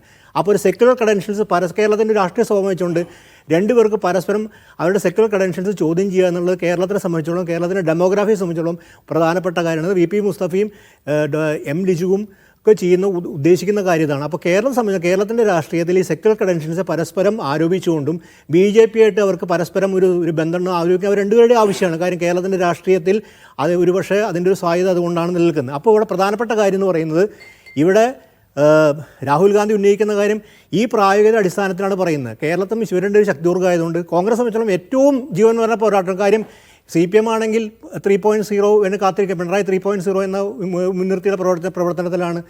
അതേസമയം കോൺഗ്രസ് നിലമ്പൂരിന് ശേഷം മനസ്സിലാക്കിയ കേരളത്തിൽ ശക്തമായ ആൻറ്റി ഇൻകംബൻസി ഉണ്ട്. അപ്പോൾ ഇത് രണ്ടും ഉപയോഗപ്പെടുത്തിക്കൊണ്ട് ഇവർക്ക് CPM പരസ്പരം നേരിട്ടേ പറ്റുള്ളൂ. ആ യാഥാർത്ഥ്യമാണ് രാഹുൽ ഗാന്ധി. പക്ഷേ രാഹുൽ ഗാന്ധി വിമർശനം ഇപ്പോൾ മാത്രമല്ല, മുമ്പും പിണറായി വ്യക്തിപരമായിട്ട് രാഹുൽ ഗാന്ധി വിമർശിച്ചിട്ടുണ്ട്. അന്നും CPM നിലപാടെടുത്തു. കാര്യം പറയേണ്ടതല്ല. പിണറായി മാത്രമല്ലോ, ഇപ്പോൾ പാർട്ടി തന്നെ നോക്കുക, 2022 24 ഒക്കെ കേന്ദ്ര കമ്മിറ്റി തന്നെ വിമർശനം ഉന്നയിച്ചിട്ടുണ്ട് കോൺഗ്രസിനെതിരെ. അതുപോലെ BJPക്കെതിരെ ഒരു പട നയിക്കാനുള്ള സെക്യുലർ ക്രെഡൻഷ്യൽ കോൺഗ്രസിനുണ്ടോ എന്ന ചോദ്യം തന്നെ CPM ഉന്നയിച്ചിട്ടുണ്ട്. അപ്പോൾ അതും ഒരുതരം വിമർശനമാണ്. അപ്പോൾ പരസ്പരമുള്ള ഈ വിമർശനങ്ങൾ അസഹിഷ്ണുത ഉണ്ടാക്കുന്നത് എന്തിനാണ്? CPM തന്നെ ഉദ്ദേശിച്ച് പറയുന്നുണ്ട് പലപ്പോഴും. കാര്യം BJPയിലേക്ക് റിക്രൂട്ട്മെൻറ്റ് ഏജൻസിയാണ് കോൺഗ്രസും CPMൻ്റെ സ്ഥിരമായിട്ട് വിമർശനമാണ്. അപ്പോൾ ആ നില വൈരുദ്ധ്യം എത്ര മൂടി വെച്ചാൽ വൈരുദ്ധ്യം. പക്ഷേ കേരളത്തിൽ രാഹുൽ ഗാന്ധി എന്ന് പറയുന്നതിൽ CPMന് പ്രശ്നമുണ്ട്. കാരണം ദേശീയ നേതാവ് നിലയ്ക്ക് മാത്രമല്ല, കേരളത്തിൽ രാഹുൽ ഗാന്ധി ഉണ്ടാക്കുന്ന ചലനങ്ങളെക്കുറിച്ച് CPM ആശങ്കാകുലരാണ്. കാര്യം ആ തെരഞ്ഞെടുപ്പുകളിൽ പരിണാമവും തെരഞ്ഞെടുപ്പ് രാഹുൽ ഗാന്ധിയും പ്രിയങ്ക ഗാന്ധിയും കേരളത്തിൽ നടത്ത ക്യാമ്പയിനെ കുറിച്ചിട്ട് ഇവർക്ക് ആശങ്കയുണ്ട്. കാര്യം അത് ചിലപ്പോൾ ഇമ്പാക്റ്റ് ഉണ്ടാക്കും. ആ നിലയിൽ രാഹുൽ ഗാന്ധിയെ നീക്കി നിർത്തുക രാഷ്ട്രീയ രീതിയിലും ഈ വിമർശനം ഉന്നയിക്കാൻ CPM സ്വാഭാവികമായിട്ടും ഉന്നയിക്കുന്ന രാഷ്ട്രീയക്കാർ ഒരു പ്രായോഗിക രാഷ്ട്രീയ അത്തരം കാര്യം ഉന്നയിക്കാൻ CPM നിർബന്ധിതമാണ്. പക്ഷേ ഇവിടെ കാര്യം എന്ന് പറയുന്നത് രണ്ടുപേരെ സംബന്ധിച്ച് കേരളത്തിൽ ഇതൊരു കേരളത്തിലേ ഉള്ളൂ. അത് പറയുമ്പോൾ കർണാടകത്തിൽ തെലുങ്കാന കോൺഗ്രസ്, പക്ഷേ ഇത് ആ ജീവന്മാരുടെ പോരാട്ടത്തിൽ പോകുമ്പോൾ ഈ പരസ്പരം ഇവരാണ് ഏറ്റുമുട്ടുന്നത്. അതുകൊണ്ട് BJP എതിർക്കാന്ന് ഈ രണ്ടുപേരെ സംബന്ധിച്ചാൽ ആ വോട്ട് വരുന്ന സ്ഥലം ഇവിടുന്നാണ്. അതുകൊണ്ട് ഇവർക്ക് അത് അങ്ങനെ എതിർത്തേ പറ്റൂ. ആ രാഹുൽ ഗാന്ധി ആ പ്രായോഗിക രാഷ്ട്രീയമാണ്. പക്ഷേ രാഹുൽ ഗാന്ധിയെക്കുറിച്ച് പറഞ്ഞ അജിംസ് പറഞ്ഞാൽ N. ശ്രീകുമാറിൻ്റെ അഭിപ്രായം യോജിക്കുന്നുണ്ട്. രാഹുൽ ഗാന്ധി ഉമ്മൻചാണ്ടിയുടെ അനുസ്മരണ സമയത്ത് ഉമ്മൻചാണ്ടി രാഷ്ട്രീയമൊക്കെ നമുക്കെല്ലാവർക്കും അറിയാം. ഒരുപക്ഷെ രാഹുൽ ഗാന്ധിയേക്കാൾ കൂടുതൽ മലയാളികൾക്ക് നന്നായിട്ട് അറിയാം ഉമ്മൻചാണ്ടി രാഷ്ട്രീയം എന്തായിരുന്നു, എങ്ങനെയാണ് ജനപ്രിയമായത്. ശ്രീകുമാർ ഉപയോഗിച്ച കൃത്യമായി ജനപ്രിയമായിരുന്നു, എങ്ങനെയാണ് ജനങ്ങളോട് ബന്ധപ്പെട്ട ഒരു സിദ്ധാന്തവും ഇല്ല. ഒരു രാഹുൽ ഗാന്ധി പൊതുവെ അക്കാദമിക് സ്വഭാവമുള്ള നേതാവ്, നിങ്ങൾക്ക് എല്ലാവർക്കും അക്കാദമിക്കലി സംസാരിക്കുന്ന ആളാണ്. ഉമ്മൻചാണ്ടിക്ക് അത്ര യാതൊരു തരത്തിലുള്ള ജാടയും അങ്ങനെയുള്ള ഒരു ധാരണ വെച്ച് പുലർത്തുന്ന ആളാണ്. വളരെ ജനകീയമായി ജനപ്രിയമായി രാഷ്ട്രീയം കൊണ്ടുവരുന്ന ആളാണ്. ഈ വലിയ വായനക്കാരാണ്, പരന്ന വായനക്കാരനാണെന്ന് പ്രഖ്യാപിക്കുന്ന ഉമ്മൻചാണ്ടി വരെ നടത്താൻ നമ്മൾ കണ്ടില്ല. പക്ഷേ എങ്കിലും ജനകീയനായിരുന്നു, ജനപ്രിയനായിരുന്നു. പക്ഷേ ഇവിടെ പ്രധാനപ്പെട്ട കാര്യം നമ്മൾ കാണുന്നുണ്ടെങ്കിൽ ഈ പ്രായോഗികതയെക്കുറിച്ച് പറഞ്ഞ സമയത്ത് രാഹുൽ ഗാന്ധി വളരെ ഉപരിപ്ലവമാക്കുക. ഫീലിങ്സ്, വികാരം, അത് വികാരത്തിൻ്റെ അടിസ്ഥാനത്തിൽ രാഷ്ട്രീയ പ്രവർത്തിക്കുന്ന അത്ര നല്ല കാര്യം എനിക്ക് തോന്നുന്നില്ല. കാര്യം വികാരം തന്നെയാണ് കേരളത്തിൽ പല രീതിയിലും ഇന്ത്യയിലൊക്കെ ചൂഷണം ചെയ്യുന്നത്. പല രീതിയിലും ചൂഷണം ചെയ്യുന്ന വികാരത്തെയാണ്. ആ വികാരത്തിൻ്റെ രാഷ്ട്രീയം. അപ്പോൾ ജനവികാരം എന്നൊക്കെ വേണമെങ്കിൽ ഒരു പ്രത്യേക രീതിയിൽ പറയാൻ പറ്റും. അപ്പോൾ രാഹുൽ ഗാന്ധി വളരെ സൂപ്പർപ്ലസ് ആ വിമർശനം, അത് അക്കാദമിക്കാണ് വിമർശനം എന്നല്ല. CPM വിമർശിക്കാൻ 100 കാര്യങ്ങളുണ്ട്. CPM വിമർശിക്കാനും രാഷ്ട്രീയം വിമർശിക്കാനും. ആ വിമർശനത്തിൽ ഫീലിങ്സ് എന്ന് പറഞ്ഞു. പക്ഷേ അത് അക്കാദമിക് വിമർശനം വളരെ ഉപരിപ്ലവ തരത്തിൽ ഒരു ദേശീയ നേതാവ് എന്ന് പറയേണ്ട കാര്യമൊന്നുമില്ല. കാര്യം ഒരു നെഹ്റുവിയൻ പാരമ്പര്യത്തിൽ നിൽക്കുന്ന ഒരു രാഷ്ട്രീയ നേതാവിൻ്റെ വയന്ന് വരുന്ന വായൊന്നുമല്ല ഫീലിങ്സ് എന്നൊക്കെ വിളിക്കുന്ന രാഷ്ട്രീയം. അത് കേരളത്തിൽ രാഷ്ട്രീയ നേതാവിന് പറയാവുന്ന ഒരു സാധാരണ പ്രസക്തി ഉപയോഗിക്കുന്ന ഒരു വാക്കാണ്. വികാരങ്ങൾ മനസ്സിലാക്കിയാണ്. ഉമ്മൻചാണ്ടി വികാരം മനസ്സിലാക്കിയിട്ടില്ല, ആർക്കറിയാത്തത് നമുക്കെല്ലാവരും. അപ്പോൾ ആ വിമർശനം വലിയ കാതലൊന്നുമില്ല ആ വിമർശനത്തിൽ. പക്ഷേ പ്രത്യയശാസ്ത്രമായിട്ട് വൈരുദ്ധ്യം നിലനിൽക്കുന്നുണ്ട്. ആ വൈരുദ്ധ്യം CPM ആണ് പറയേണ്ടത്. വൈരുദ്ധ്യം നിലനിൽക്കുന്നുണ്ട്. CPM എന്ന സ്ഥലം ബൂർഷ്വ പാർട്ടിയാണ്. അതുകൊണ്ട് ആ വൈരുദ്ധ്യം നിലനിൽക്കേണ്ട. ആ വൈരുദ്ധ്യം കേരളത്തെ സംബന്ധിച്ചിടത്തോളം ഏറ്റവും പ്രായോഗിക തലത്തിൽ ഏറ്റവും പ്രസക്തവുമാണ്. കാര്യം വരാൻ പോണ തെരഞ്ഞെടുപ്പിനെ സംബന്ധിച്ചിടത്തോളം ഈ പ്രായോഗിക രാഷ്ട്രീയത്തിൽ രണ്ടുപേരും തമ്മിൽ ഏറ്റുമുട്ടാൻ പോകുന്നത്. അവരുടെ മുഖ്യശത്രു BJP ആയിരിക്കുന്നതിന് ഇവർ പരസ്പര ശത്രുക്കളാണ്. അപ്പോൾ അതുകൊണ്ട് ഈ ശക്തിദുർഗത്തിൽ അവർ രണ്ടുപേരും ജീവൻ മരണ പോരാട്ടം നടന്ന സമയത്ത് ഈ പ്രായോഗിക രാഷ്ട്രീയത്തിന് വില പോകുന്നുള്ളൂ. അത് നമ്മൾ വരുന്നത് കോൺഗ്രസ് ബൂർഷ്വാ പാർട്ടിയാണ് എന്ന വിമർശനം ഉന്നയിച്ചാൽ എന്താണ് ഈ ബൂർഷ്വായിസം എന്ന് ആൾക്കാർ ചിന്തിക്കില്ലേ? ആൾക്കാർ ചിന്തിക്കുന്ന കാര്യം അതിനെ സമയം വൻകിട മുതലാളിമാരായിട്ടുള്ള ദീർഘകാല CPM വിമർശനമാണ്. ഇപ്പം നല്ല നെഹ്റുവിയൻ കാലഘട്ടം മുതൽ 57 ഗവൺമെൻറ്റിനെ പിരിച്ചുവിട്ട മുതൽ തന്നെ നെഹ്റുവായിട്ട് വിമർശനമാണ്. നെഹ്റു കോൺഗ്രസ് സംബന്ധിച്ചുള്ള ഏറ്റവും വലിയ സോഷ്യലിസ്റ്റ് നേതാവ് എന്ന് പറഞ്ഞാൽ സ്റ്റേറ്റ്സ്മാൻ നെഹ്റു തന്നെയാണ്. അതിനപ്പുറം സോഷ്യലിസ്റ്റ് നേതാവ് കോൺഗ്രസിന് ചരിത്രത്തിൽ ഉണ്ടായിട്ടില്ല. നെഹ്റുവാണ് ഇന്ത്യയിൽ തന്നെ സോഷ്യലിസ്റ്റിന് ഏറ്റവും മാതൃകപര നേതാവ് എന്ന് ഞാൻ സംശയം നെഹ്റുവിയാണ്. കാര്യം ആരാധനയോട് തന്നെയാണ് കമ്മ്യൂണിസ്റ്റ് നേതാക്കളും നെഹ്റുവിനെ കണ്ടിട്ടുള്ളത്. അത് എല്ലാവർക്കും അറിയാവുന്ന കാര്യമാണ്. നെഹ്റുവിന് ആരാധനയുടെ കാര്യം നെഹ്റുവിനെ സംബന്ധിച്ചുള്ള അങ്ങനെയൊക്കെ ഒരു എന്താ പറയുക അങ്ങനത്തെ ഒരു സ്റ്റേറ്റ്സ്മാൻ ആയിരുന്നു നെഹ്റു. കമ്മ്യൂണിസ്റ്റ് നേതാക്കൾ അങ്ങനെ തന്നെ കണ്ടു. അപ്പോൾ നെഹ്റുവിന് ശേഷം അങ്ങനെ സോഷ്യലിസ്റ്റ് നേതാവ് കോൺഗ്രസിൻ്റെ ചരിത്രത്തിലില്ല. രാഹുൽ ഗാന്ധി പുതിയ രാഷ്ട്രീയമൊക്കെ പറയും കൂടി ആ നെഹ്റുവിൻ്റെ സ്റ്റേച്ചറൊന്നും നമുക്കില്ലാന്നറിയാം. കാര്യം ആ സോഷ്യലിസ്റ്റിൻ്റെ രാഷ്ട്രീയം കാര്യം അതിൻ്റെ അന്താരാഷ്ട്ര തലത്തിലും പ്രവർത്തനത്തെല്ലാം കൊണ്ടുവന്നു. പക്ഷേ അന്നും CPM 59 പിരിച്ചുവിട്ടപ്പോഴും CPIയുടെ അന്നത്തെ കമ്മ്യൂണിസ്റ്റ് പാർട്ടി നിലപാട് ഇത് ബൂർഷ്വാ പാർട്ടി തന്നെയായിരുന്നു. കമ്മ്യൂണിസ്റ്റ് പാർട്ടിയെ ബൂർഷ്വാ പാർട്ടി തന്നെയായിട്ടാണ് വിലയിരുത്തുന്നത് എല്ലാ കാലത്തും. EMS ഒക്കെ ദീർഘമായി എഴുതിയത്. പക്ഷേ ഇന്ന് PP മുസ്തഫ സൂചിപ്പിക്കുന്ന പോലെ ഒരു പ്രത്യേക സാഹചര്യം, രാഷ്ട്രീയ സാഹചര്യം നിൽക്കുന്നുണ്ട്. അത് BJP വിരുദ്ധമാണ്. പക്ഷേ ആ BJP വിരുദ്ധമാണെന്ന് പറയുമ്പോഴും കോൺഗ്രസും CPMനും സ്വന്തം ഐഡൻറ്റിറ്റി നിലനിർത്താൻ ബാധ്യതപ്പെട്ടിട്ടുണ്ട്. അവരുടെ ഐഡൻറ്റിറ്റി കളഞ്ഞുകൊണ്ട് അവർക്ക് രാഷ്ട്രീയം നിലനിർത്താൻ മുന്നോട്ട് കൊണ്ടുപോകാൻ പറ്റില്ല. കാര്യം ഇന്ത്യയുടെ ഫെഡറൽ സംവിധാനത്തിനകത്ത് സംസ്ഥാന അടിസ്ഥാനത്തിൽ രാഷ്ട്രീയം പ്രവർത്തിക്കുമ്പോൾ ഓരോ സംസ്ഥാനത്തെ അവരുടെ ശക്തി അവർക്ക് പരസ്പരം ഏറ്റുമുട്ടൽ അവർക്ക് നിലനിർത്താനുണ്ട്. അതുകൊണ്ട് ആ പ്രായോഗിക രാഷ്ട്രീയത്തെ ഉൾക്കൊണ്ടുകൊണ്ടാണ് അദ്ദേഹം ഇത് പറയുന്നത്. പക്ഷേ ആ പറയുന്ന കുറച്ച് ഉപരിപ്ലവമായി പോയി എന്നാണ് എനിക്ക് തോന്നിയത്. ശരി, ശ്രീ M. ലിജു, ഇപ്പോൾ നോക്കൂ, CPM BJP ഡീൽ ഇവിടെ സ്ഥിരമായി സതീശനൊക്കെ ഉയർത്തുന്ന ഒരു വാദമാണ്. CPM BJP ഡീലാണ്. അപ്പോൾ അത് വച്ചിട്ട് നോക്കൂ, ഫാഷിസവുമായി കൈകോർക്കുന്ന ഒരു പാർട്ടി എന്ന നിലയിൽ അതിനെ വിമർശിച്ചാൽ നമുക്ക് മനസ്സിലാക്കാം. ഇനി അതല്ല, ഒരു സോഷ്യലിസ്റ്റ് എന്ന നിലയിൽ കോൺഗ്രസിൻ്റെ സോഷ്യലിസ്റ്റ് പാരമ്പര്യത്തിൽ നിന്ന് മാർക്സിസം ലെനിനിസത്തോടുള്ള ഞങ്ങളുടെ സൈദ്ധാന്തിക വിയോജിപ്പ് പറയാം. അതിപ്പോൾ പറയേണ്ട കാര്യമുണ്ടോ, അത് പറയേണ്ട സാഹചര്യമുണ്ടോ എന്നുള്ള മറ്റൊരു കാര്യം. ഇതെന്താണ് ജനങ്ങളുടെ ഫീലിങ്സ് മനസ്സിലാക്കുന്ന ഉമ്മൻചാണ്ടിയുടെ പ്രായോഗിക രാഷ്ട്രീയത്തെ മുൻനിർത്തി RSSനെയും BJP CPM-നെയും സമീകരിക്കുന്ന രീതിയിലായിപ്പോയി. ആ രണ്ടും ചേർത്ത് പറയില്ലെന്നാണ് VP പ്രിൻസ് അവിടെ ചൂണ്ടിക്കാട്ടുന്നത്.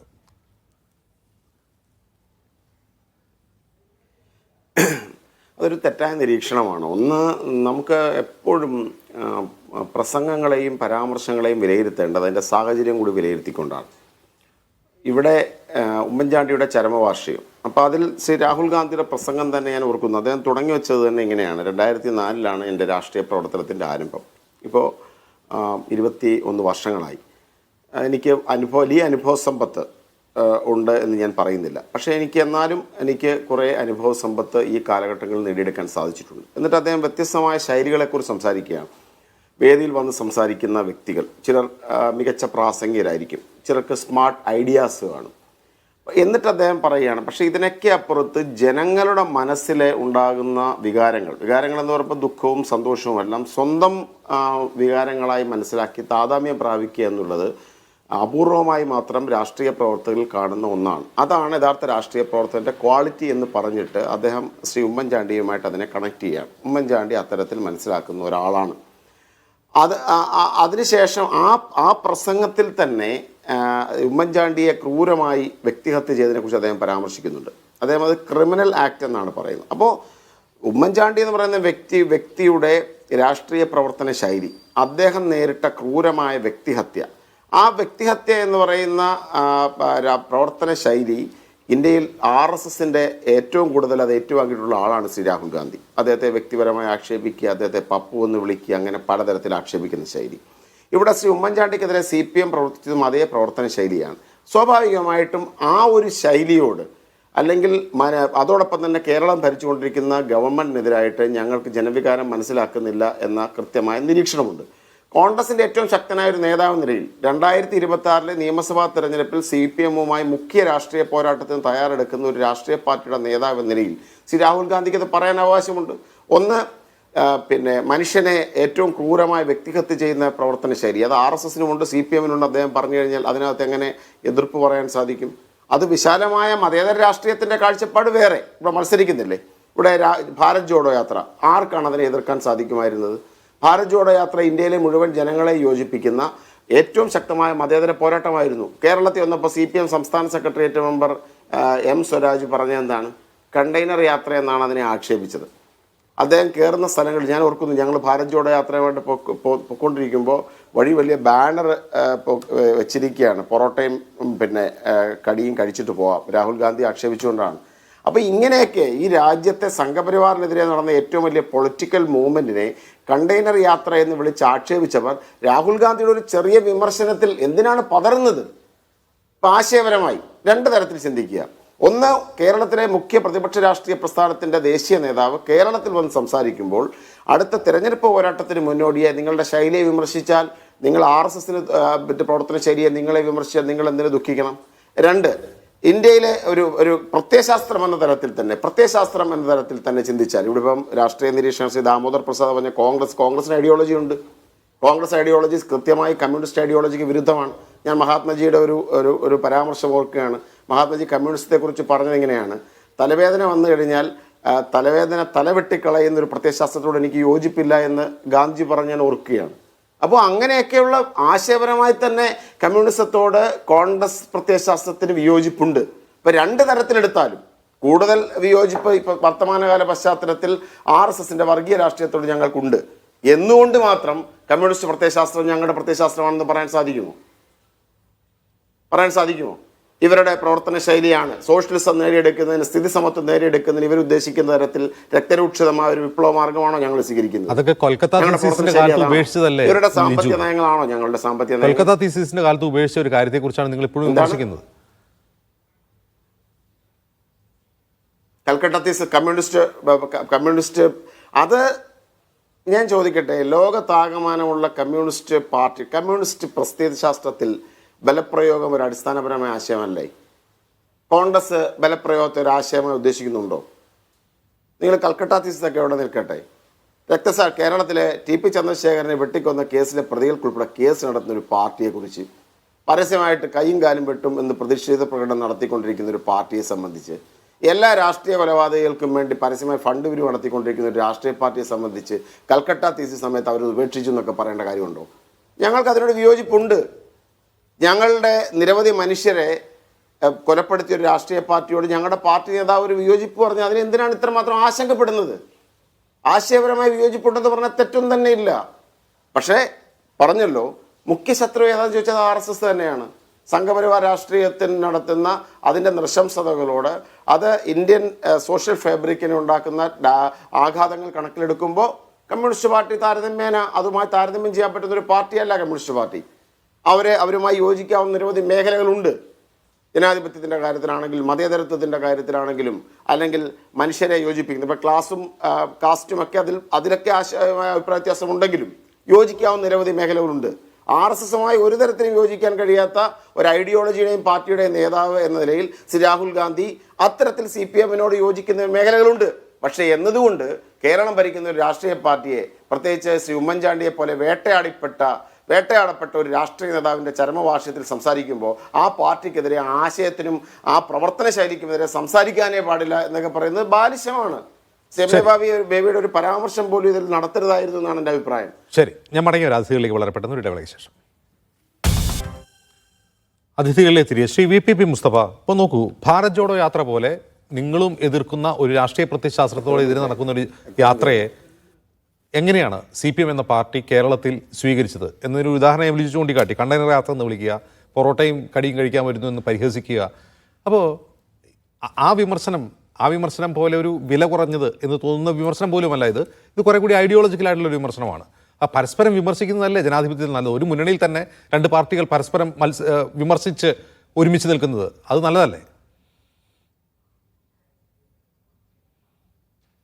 വിമർശനത്തെ CPIM എപ്പോഴെങ്കിലും അജിൻസെ ഭയപ്പെട്ടിട്ടുണ്ടോ? ഞങ്ങൾ എപ്പോഴെങ്കിലും വിമർശനത്തെ എതിർത്തിട്ടുണ്ടോ? അങ്ങനെ വിമർശനത്തെ ഭയപ്പെടുന്നവരാണെങ്കിൽ മീഡിയ 1ന്റെ വേദിയിൽ ഞങ്ങൾ വന്നിരിക്കുമോ? വിമർശനം പറയുന്ന ആളുകളോട് ഞങ്ങൾക്ക് വിദ്വേഷവും എന്തെങ്കിലും അവരെ അകറ്റി നിർത്തലുമാണെങ്കിൽ ഞങ്ങളിവിടെ വന്നിരുന്ന് ഈ ഫ്ലോറിൽ ചർച്ച ചെയ്യും. അതൊന്നുമില്ല. ഞങ്ങളെ വിമർശിക്കാം, ആ വിമർശനത്തെ ഞങ്ങൾ സ്വീകരിക്കും, ഉൾക്കൊള്ളേണ്ടതിനെ ഞങ്ങൾ ഉൾക്കൊള്ളും, തിരുത്തേണ്ടതിനെ ഞങ്ങൾ തിരുത്തും. CPIM നിൽക്കുന്നത് തന്നെ അങ്ങനെയാണ്, വിമർശനത്തിന്റെയും സ്വയം വിമർശനത്തിന്റെയും അടിസ്ഥാനത്തിലാണ്. നിങ്ങളെല്ലാം ഉൾപ്പെടെയുള്ള സകലമാന കമ്മ്യൂണിസ്റ്റ് വിരുദ്ധ ശക്തികളും ഈ ലോകത്താകമാനം, കേരളത്തിലോ ഇന്ത്യയിലോ മാത്രമല്ലല്ലോ, ഏത് കാലം തൊട്ട് വേട്ടയാടാൻ തുടങ്ങി. ഇതൊരു ഭൂതമാണ് എന്ന് പറഞ്ഞിട്ട് ഏതെല്ലാം തലത്തിൽ ശ്രമിച്ചു. എന്നിട്ട് ഇപ്പോഴും നിൽക്കുകയല്ലേ ഞങ്ങൾ. അത് ലിജു പറഞ്ഞതുപോലെ വെറും ഫലപ്രയോഗത്തിലൂടെ മാത്രം അധികാരത്തിൽ വന്നാണോ? ഞാനത് ചോദിച്ചത്. ഇപ്പോ ശ്രീലങ്കയിൽ അധികാരത്തിൽ വന്നത് ഫലപ്രയോഗത്തിലൂടെ അല്ലല്ലോ, വോട്ടിങ്ങിലൂടെയാണ്, ജനങ്ങൾ തെരഞ്ഞെടുത്തതാണ്. നമ്മുടെ തൊട്ടടുത്ത് നേപ്പാളിൽ, അവിടെ ഇപ്പൊ അധികാരത്തിലിരിക്കുന്നത് കമ്മ്യൂണിസ്റ്റ് പാർട്ടി ഓഫ് നേപ്പാൾ. ബാലറ്റിലൂടെ അധികാരത്തിൽ വരുമ്പോൾ അവരാരും ഭൂതം എന്ന് വിളിക്കാറില്ല. ബാലറ്റിലൂടെ അധികാരത്തിൽ വരുമ്പോൾ അല്ലല്ല, ഞാൻ പറഞ്ഞേട്ടെ. നിങ്ങൾ കാണുന്ന ഈ 1848 കമ്മ്യൂണിസ്റ്റ് മാനിഫെസ്റ്റോ പ്രസിദ്ധീകരിച്ചപ്പോ അന്ന് ക്രിസ്ത്യൻ പൗരോഹിത്യം പറഞ്ഞത് ഇതാ, യൂറോപ്പിനെ പിടികൂടാൻ ഒരു ഭൂതം വരുന്നു എന്നാണ്. അന്ന് തൊട്ടേ അങ്ങനെ ആക്ഷേപിച്ചവരാ. അതുകൊണ്ട് നോക്കിയാൽ മതി. അപ്പോ നേപ്പാളിൽ KP ശർമ്മ ഒലി കമ്മ്യൂണിസ്റ്റുകാരൻ പ്രധാനമന്ത്രിയായിട്ട് ഇരിക്കുക. എങ്ങനെയാ വന്നത്? ജനാധിപത്യത്തിലൂടെയാണ്. ചിലിയിലെ തെരഞ്ഞെടുപ്പിനെ കുറിച്ച് ഞാൻ പറഞ്ഞു. ബ്രസീലില് ലുലാ ഡി സിൽവ, അവിടുത്തെ വർക്കേഴ്സ് പാർട്ടിയുടെ പ്രസിഡന്റ്, തെരഞ്ഞെടുപ്പിലൂടെയാണ് വന്നത്. അമേരിക്ക അട്ടിമറിക്കാൻ നോക്കിയ തെരഞ്ഞെടുപ്പാ, എന്നിട്ടും അവിടെ വന്നു. അപ്പൊ അതുകൊണ്ട് ലിജു ഈ ചരിത്രമൊക്കെ ഒന്ന് പഠിക്കുന്നത് നല്ലതാണ്. പിന്നെ അദ്ദേഹം പറഞ്ഞത് എന്താ, ഞങ്ങളിങ്ങനെ കുറെ കൊലപാതകികൾക്ക് സംരക്ഷണം കൊടുക്കുന്നു, അതുകൊണ്ടാണ് ഞങ്ങൾ CPMനെ എതിർക്കുന്നത്. മൊയാരത്ത് ശങ്കരനെ കൊന്നതാരാ? കേരളത്തിലെ കോൺഗ്രസ് പാർട്ടിയുടെ ദേശീയ പ്രസ്ഥാനത്തിന്റെ കാലത്തെ, നിങ്ങൾ ഈ പറഞ്ഞ ഗാന്ധിജിയുടെ ഉദ്ധരിച്ചല്ലോ അദ്ദേഹം, ഗാന്ധിജിയുടെ കാലത്തെ കോൺഗ്രസിന്റെ KPCCയുടെ അംഗമായിരുന്നു മൊയാരത്ത് ശങ്കരൻ, കണ്ണൂർക്കാരൻ, എടക്കാട് സ്വദേശി. അദ്ദേഹത്തെ 1948 നേരത്തെ അജിൻസ് പരാമർശിച്ച ഞങ്ങളുടെ കൊൽക്കത്ത തീസിസിന്റെ കാലത്ത് അടിച്ചു കൊന്നു കോൺഗ്രസിന്റെ ഗുണ്ടകൾ. ആ കേസ് നടത്തിയതാരാ? ഇപ്പൊ ഇവിടെ തൊടുപുഴയിലെ എഞ്ചിനീയറിംഗ് കോളേജ് വിദ്യാർത്ഥി ധീരജ് രാജേന്ദ്രൻ എന്ന് പറയുന്ന തളിപ്പറമ്പുകാരൻ കോൺഗ്രസാ. സുധാകരന്റെ വലിയ ആരാധകനായിരുന്നു. അദ്ദേഹത്തെ ഒറ്റ കുത്തിന് കൊന്നവരെ കൊണ്ടു നടക്കുന്നത് ആരാണ്? ലിജു. ഇത് എന്റെ പിള്ളേര് എന്ന് പറഞ്ഞിട്ട് ഇപ്പോഴും നിങ്ങളല്ലേ കൊണ്ടു നടക്കുന്നത്? കാസർകോട്ടെ ചീമേനിയിൽ 5 പേരെയാണ് ഒരൊറ്റ ദിവസം ചുട്ടുവന്നത് 5 പേരെ CPM-ന്റെ ആഫീസ് ആക്രമിച്ചിട്ട് ആ കേസ് നടത്തിയതാരാ? ആ കേസിന്ന് പ്രതികളെ ഇറക്കിക്കൊണ്ടുപോയതാരാ? ഈ തിരുവനന്തപുരത്തെ വെഞ്ഞാറമൂട്ടിലെ ഇരട്ടക്കൊലപാതകം, ആ കേസിലെ പ്രതികളെ ഇപ്പോഴും കൊണ്ടു നടക്കുന്നതാരാ? നിങ്ങൾ ഗാന്ധിസമാണ് നിങ്ങളുടേതെന്ന് പറഞ്ഞു. ഞങ്ങളെപ്പോലെ ഫലത്തിന്റെ മാർക്സിസ്റ്റ് പ്രയോഗമല്ല. എന്നിട്ട് ആ ഗാന്ധിസമാണോ ഈ പറഞ്ഞവരെല്ലാം ചെയ്തത്? ഈ പറഞ്ഞവരെല്ലാം വേട്ടയാടിയതിലൂടെ ഉണ്ടായത്? നിങ്ങൾ CPIM-നെ വിമർശിക്കുന്നതിനെ ഞങ്ങൾ സ്വാഗതം ചെയ്തു. പക്ഷേ ഇവിടെ അജിൻസെ പ്രശ്നം എന്താ? നിങ്ങൾ ഒരൊറ്റ പാത്രത്തിലാണ്, ഒരേ പാത്രത്തിലാണ് BJP-യെയും RSS-നെയും CPM-നെയും കൂട്ടിക്കെട്ടുന്നത്. അതിലൂടെ നിങ്ങൾ ആർക്കാണ് വിശുദ്ധി നൽകുന്നത്? CPM-ന്റെ പ്രത്യയശാസ്ത്രം പോലെയാണ് RSS-ന്റെ പ്രത്യയശാസ്ത്രം എന്ന് പറയുന്നിടത്ത് നിങ്ങൾ ആർക്കാണ് വിശുദ്ധി ഉണ്ടാക്കി കൊടുക്കാൻ വേണ്ടി ശ്രമിക്കുന്നത്? ആരെയാണ് നിങ്ങൾ സ്വർണം പൂശാൻ ശ്രമിക്കുന്നത്? അത് ഈ BJP-യെ അല്ലേ? നിങ്ങൾ തന്നെ പറഞ്ഞ രാഹുൽ ഗാന്ധി ഇപ്പൊ പോരാടിക്കൊണ്ടിരിക്കുന്ന ഈ BJP-ക്ക് RSS-ന് സ്വർണം കൊണ്ട് പൂശാൻ വേണ്ടി ശ്രമിക്കുകയല്ലേ? അതേ തളികയിൽ CPM-നെ കൊണ്ട് കെട്ടുമ്പോ നിങ്ങൾ CPM-നെ വേറെ എടുത്ത് വിമർശിക്കൂ, പിണറായി ഗവൺമെന്റിനെ വേറെ എടുത്ത് വിമർശിക്കൂ.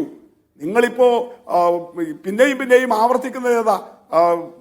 ഇദ്ദേഹത്തെ ഉമ്മൻചാണ്ടിയെ വേട്ടയാടി PT ചാക്കോ 1/4 നൂറ്റാണ്ടുകാലം ഉമ്മൻചാണ്ടിയുടെ പ്രസ് സെക്രട്ടറി ആയിരുന്നയാളാ. പുസ്തകം മിനിഞ്ഞാന്നാണ് പ്രസിദ്ധീകരിച്ചത്. ഒന്ന് ലിജു സമയരുത്തി വായിച്ചു നോക്ക്. ആരാണ് ഉമ്മൻചാണ്ടിക്കെതിരെ ഈ സോളാർ കേസിന്റെ ഒക്കെ വിവരങ്ങൾ പുറത്തുവിട്ടത്? അദ്ദേഹം അതിൽ പറയുന്നുണ്ട്, ഒന്ന് മനസ്സിരുത്തി വായിക്കൂ. ഞാൻ നേരത്തെ പറഞ്ഞല്ലോ കെ മുരളീധരന്റെ ഒക്കെ പ്രസംഗം എങ്ങനെയായിരുന്നു എന്നുള്ളത് അദ്ദേഹം ജീവിച്ചിരിക്കുമ്പോൾ. അത്രയൊന്നും ഞങ്ങൾ പറഞ്ഞിട്ടില്ല, CPM പറഞ്ഞില്ല. എന്നാൽ ഇപ്പോഴത്തെ മുഖ്യമന്ത്രി CPIM-ന്റെ നേതാവ് പിണറായി വിജയനെയും അദ്ദേഹത്തിന്റെ കുടുംബത്തെയും എത്രമാത്രം മോശമായിട്ടാണ് നിങ്ങൾ ഇപ്പോഴും ആക്ഷേപിച്ചുകൊണ്ടിരിക്കുന്നത്. എത്ര മോശമായിട്ടാണ് അദ്ദേഹത്തെ വേട്ടയാടിക്കൊണ്ടിരിക്കുന്നത്. എത്ര വർഷമായി? 10-20 വർഷമായില്ലേ നിങ്ങൾ വേട്ടയാടുന്നത്? ഏതെങ്കിലും നിയമപരമായ പിൻബലമുണ്ടായോ? നിങ്ങളിങ്ങനെ ഈ RSS-ന്റെ ഗവൺമെന്റ്, അതിന്റെ ഏജൻസികൾ, നിങ്ങളെ രാഹുൽ ഗാന്ധിയെയും സോണിയാഗാന്ധിയെയും കേസ് പ്രതിയായിരിക്കുക. 2000 കോടി അവർ വെട്ടിച്ചു എന്ന് പറഞ്ഞിട്ട് ആ ED ഇവിടെ വന്നിട്ട് പിണറായിക്കെതിരെ അല്ലെങ്കിൽ പിണറായിയുടെ മകൾക്കെതിരെ ഒരു വാറോല ഇറക്കിയാൽ അതും പൊക്കി പിടിച്ചിട്ട് കുറെ കാലമായില്ലേ നിങ്ങൾ ഇവരെ വേട്ടയാടുന്നു? അതുപോലെ ഉമ്മൻചാണ്ടിയെ ഞങ്ങൾ വേട്ടയാടിയിട്ടുണ്ടോ? ഞങ്ങൾ വിമർശിച്ചിട്ടുണ്ടോ? നിങ്ങൾ പറ. അപ്പൊ യഥാർത്ഥത്തിൽ പ്രശ്നം അതാണ്. നിങ്ങൾ ഞാൻ പറഞ്ഞല്ലോ, CPM-നെയോ ഇടതുപക്ഷത്തെയോ വിമർശിക്കുന്നതിലല്ല. ശ്രീകുമാറിനോടും ഞാൻ പറയുന്നതാണ്, ഞങ്ങളെ വിമർശിക്കുന്നതിൽ ശ്രീകുമാർ എത്ര കാലമായി വിമർശിക്കുന്നു? അദ്ദേഹം മാധ്യമ നിരീക്ഷകനാണ് എന്ന് പറഞ്ഞിട്ട് വേദികളിലൊക്കെ വരുമ്പോഴും ഒരു നിഷ്പക്ഷതയും ഇല്ലാതെ കറകളഞ്ഞ CPM വിരുദ്ധതയും നല്ല കോൺഗ്രസ് പക്ഷപാതിത്വം വെച്ചിട്ട് അദ്ദേഹം പറയുന്നില്ലേ? ആ വിമർശനങ്ങൾ ഞങ്ങൾ സ്വീകരിക്കുന്നില്ലേ? പക്ഷെ അതുപോലെ ഒരു അക്കാഡമിക് പ്രസംഗമാണോ അദ്ദേഹം ഇവിടെ നടത്തിയത്? ഈ RSS-ന്റെ ഐഡിയോളജിയെയും CPM-ന്റെ ഐഡിയോളജിയെയും ഒരേ ത്രാസിൽ നമുക്ക് വെക്കാൻ വേണ്ടി കഴിയുമോ? അപ്പൊ അതാണ് ഇവിടെ പറയുന്ന പ്രശ്നം. അപ്പൊ ഇവിടത്തെ കുന്തമന എവിടെയാണ് വരേണ്ടത്? ഈ സാഹചര്യം എന്ന് മാത്രമല്ല, ഇവിടെ കേരളത്തിലെ കോൺഗ്രസും കേരളത്തിലെ CPM-ഉം അത് വിമർശിക്കുന്നത് മനസ്സിലാക്കാം. അങ്ങനെ ഒരാളാണോ രാഹുൽ ഗാന്ധി? ശരി, രാഹുൽ ഗാന്ധി ഒരു നാഷണൽ ഫിഗർ അല്ലേ? ശരി, അദ്ദേഹം ദേശീയ തലത്തിൽ, പ്രത്യേകിച്ച് ഇന്ന് ഇന്ത്യ കൂട്ടായ്മയുടെ യോഗം നടക്കുന്നു. അങ്ങനെ ഒരു കോണ്ടെക്സ്റ്റിൽ RSS-നെ പോലെ ഉള്ള ഒരു ഐഡിയോളജിയാണ് CPM-ന്റേത്, അതുകൊണ്ട് രണ്ടിനെയും ഞങ്ങൾ എതിർക്കും എന്ന മട്ടിൽ ധ്വനി വരുന്ന നിലയിൽ പ്രസംഗിക്കുന്നത് ശരിയാണ്. ആ വിമർശനത്തെയാണ് ഉൾക്കൊള്ളാൻ കഴിയാത്തത്. അതല്ലാതെ കേരളത്തിലെ ഗവൺമെന്റിനെ എത്ര വിമർശിച്ചിട്ടുണ്ട് രാഹുൽ ഗാന്ധി വിമർശിച്ചിട്ടുണ്ട്. കേരളത്തിലെ കോൺഗ്രസ് നേതാക്കൾ CPM-നെതിരെയും പിണറായി വിജയൻ സർക്കാരിനെതിരെയും എത്ര രൂക്ഷമായ വിമർശനങ്ങൾ ഉന്നയിക്കുന്നുണ്ട്. രൂക്ഷമായ വിമർശനങ്ങൾ, അത് സൈദ്ധാന്തികമായ രാഷ്ട്രീയമായി എങ്ങനെ വേണമെങ്കിലും വ്യാഖ്യാനിക്കാം. ഇപ്പോൾ BJP-യുമായി കൂട്ടിയിടുന്നു, പൂരം കലക്കുന്നു, BJP ജയിപ്പിക്കാൻ വേണ്ടി പോലീസ് ഭരണത്തെ RSS-ന് കാഴ്ചവെച്ചിട്ട് അങ്ങനെ എത്രയോ രൂക്ഷമായ വിമർശനങ്ങൾ. അതിലൊന്നും ഇതുപോലെ ഒരു പ്രതികരണം CPM-ന്റെ ഭാഗത്തുനിന്ന് ഇവിടെ ഒന്നും ഉണ്ടായിട്ടില്ല. ഇതിന്റെ പ്രശ്നം രാഹുൽ ഗാന്ധിയുടെ ഒരു സ്റ്റാച്ചറുണ്ട്, ആ സ്റ്റാച്ചറിൽ നിന്നുകൊണ്ട് പറയേണ്ട ഒരു കാര്യമല്ല ഇത് എന്നാണ് VP മുസ്തഫ പറയുന്നത്.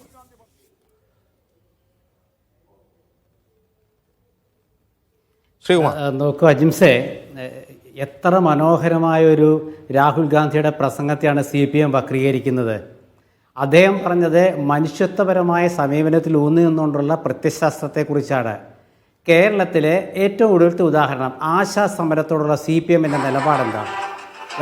എത്ര മാസമായി, 4 മാസമായിട്ട് സെക്രട്ടേറിയറ്റിന് മുമ്പിൽ സമരം ചെയ്യുന്ന ആശാ വർക്കർമാരുടെ സമരത്തോടുള്ള CPM-ന്റെ മനുഷ്യത്വപരമായ സമീപനം എന്താ? പ്രത്യയശാസ്ത്രം മനുഷ്യൻ്റെ വികാരത്തെ മനസ്സിലാക്കാനായിരിക്കണമെന്നാണ് രാഹുൽ ഗാന്ധി നടത്തിയ പ്രസംഗത്തിൻ്റെ ചുരുക്കം. ഒന്ന്. രണ്ടാമത്തെ കാര്യം, CPM-ന്റെ ജനറൽ സെക്രട്ടറി MA ബേബി പറഞ്ഞു സാമ്പത്തിക നയ കാര്യങ്ങളിൽ കോൺഗ്രസുമായിട്ട് വിയോജിപ്പുണ്ടോ? അങ്ങനെയാണെങ്കിൽ UDF കോൺഗ്രസ് സർക്കാരുകൾ കൊണ്ടുവന്ന ഉന്നത വിദ്യാഭ്യാസ രംഗത്തെ വിദേശ മൂലധനവും അതുപോലെ സ്വാശ്രയ വിദ്യാഭ്യാസവും എന്തിനാണ് ഇവർ അംഗീകരിച്ചത്? കേരളത്തിലെ CPM എന്തിനാണ് അംഗീകരിച്ചത്?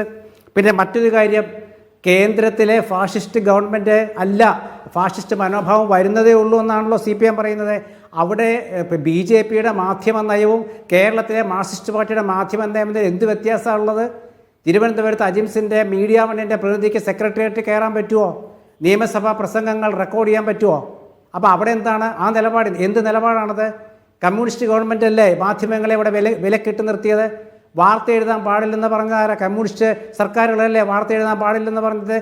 വാർത്തയ്ക്ക്, അതായത് കമ്മ്യൂണിസ്റ്റ് പാർട്ടിയെ വിമർശിച്ചുകൊണ്ട് SFIയെ വിമർശിച്ചുകൊണ്ട് വാർത്ത എഴുതിയാൽ അറസ്റ്റ് ചെയ്യുന്ന കാലമല്ലേ? ഇതൊക്കെ VPP മുസ്തഫ മറന്നുപോയോ?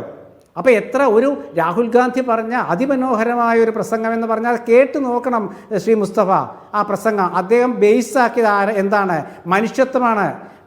പ്രത്യയശാസ്ത്രം എത്രയായാലും ശരി, മനുഷ്യനെ സ്നേഹിക്കാത്ത പ്രത്യയശാസ്ത്രം എന്തിനാണെന്നാണ് അദ്ദേഹം ചോദിച്ചത്. ഒരുപാട് കോൺഗ്രസ്സുകാർ എന്നെ വന്ന് കാണുന്നു.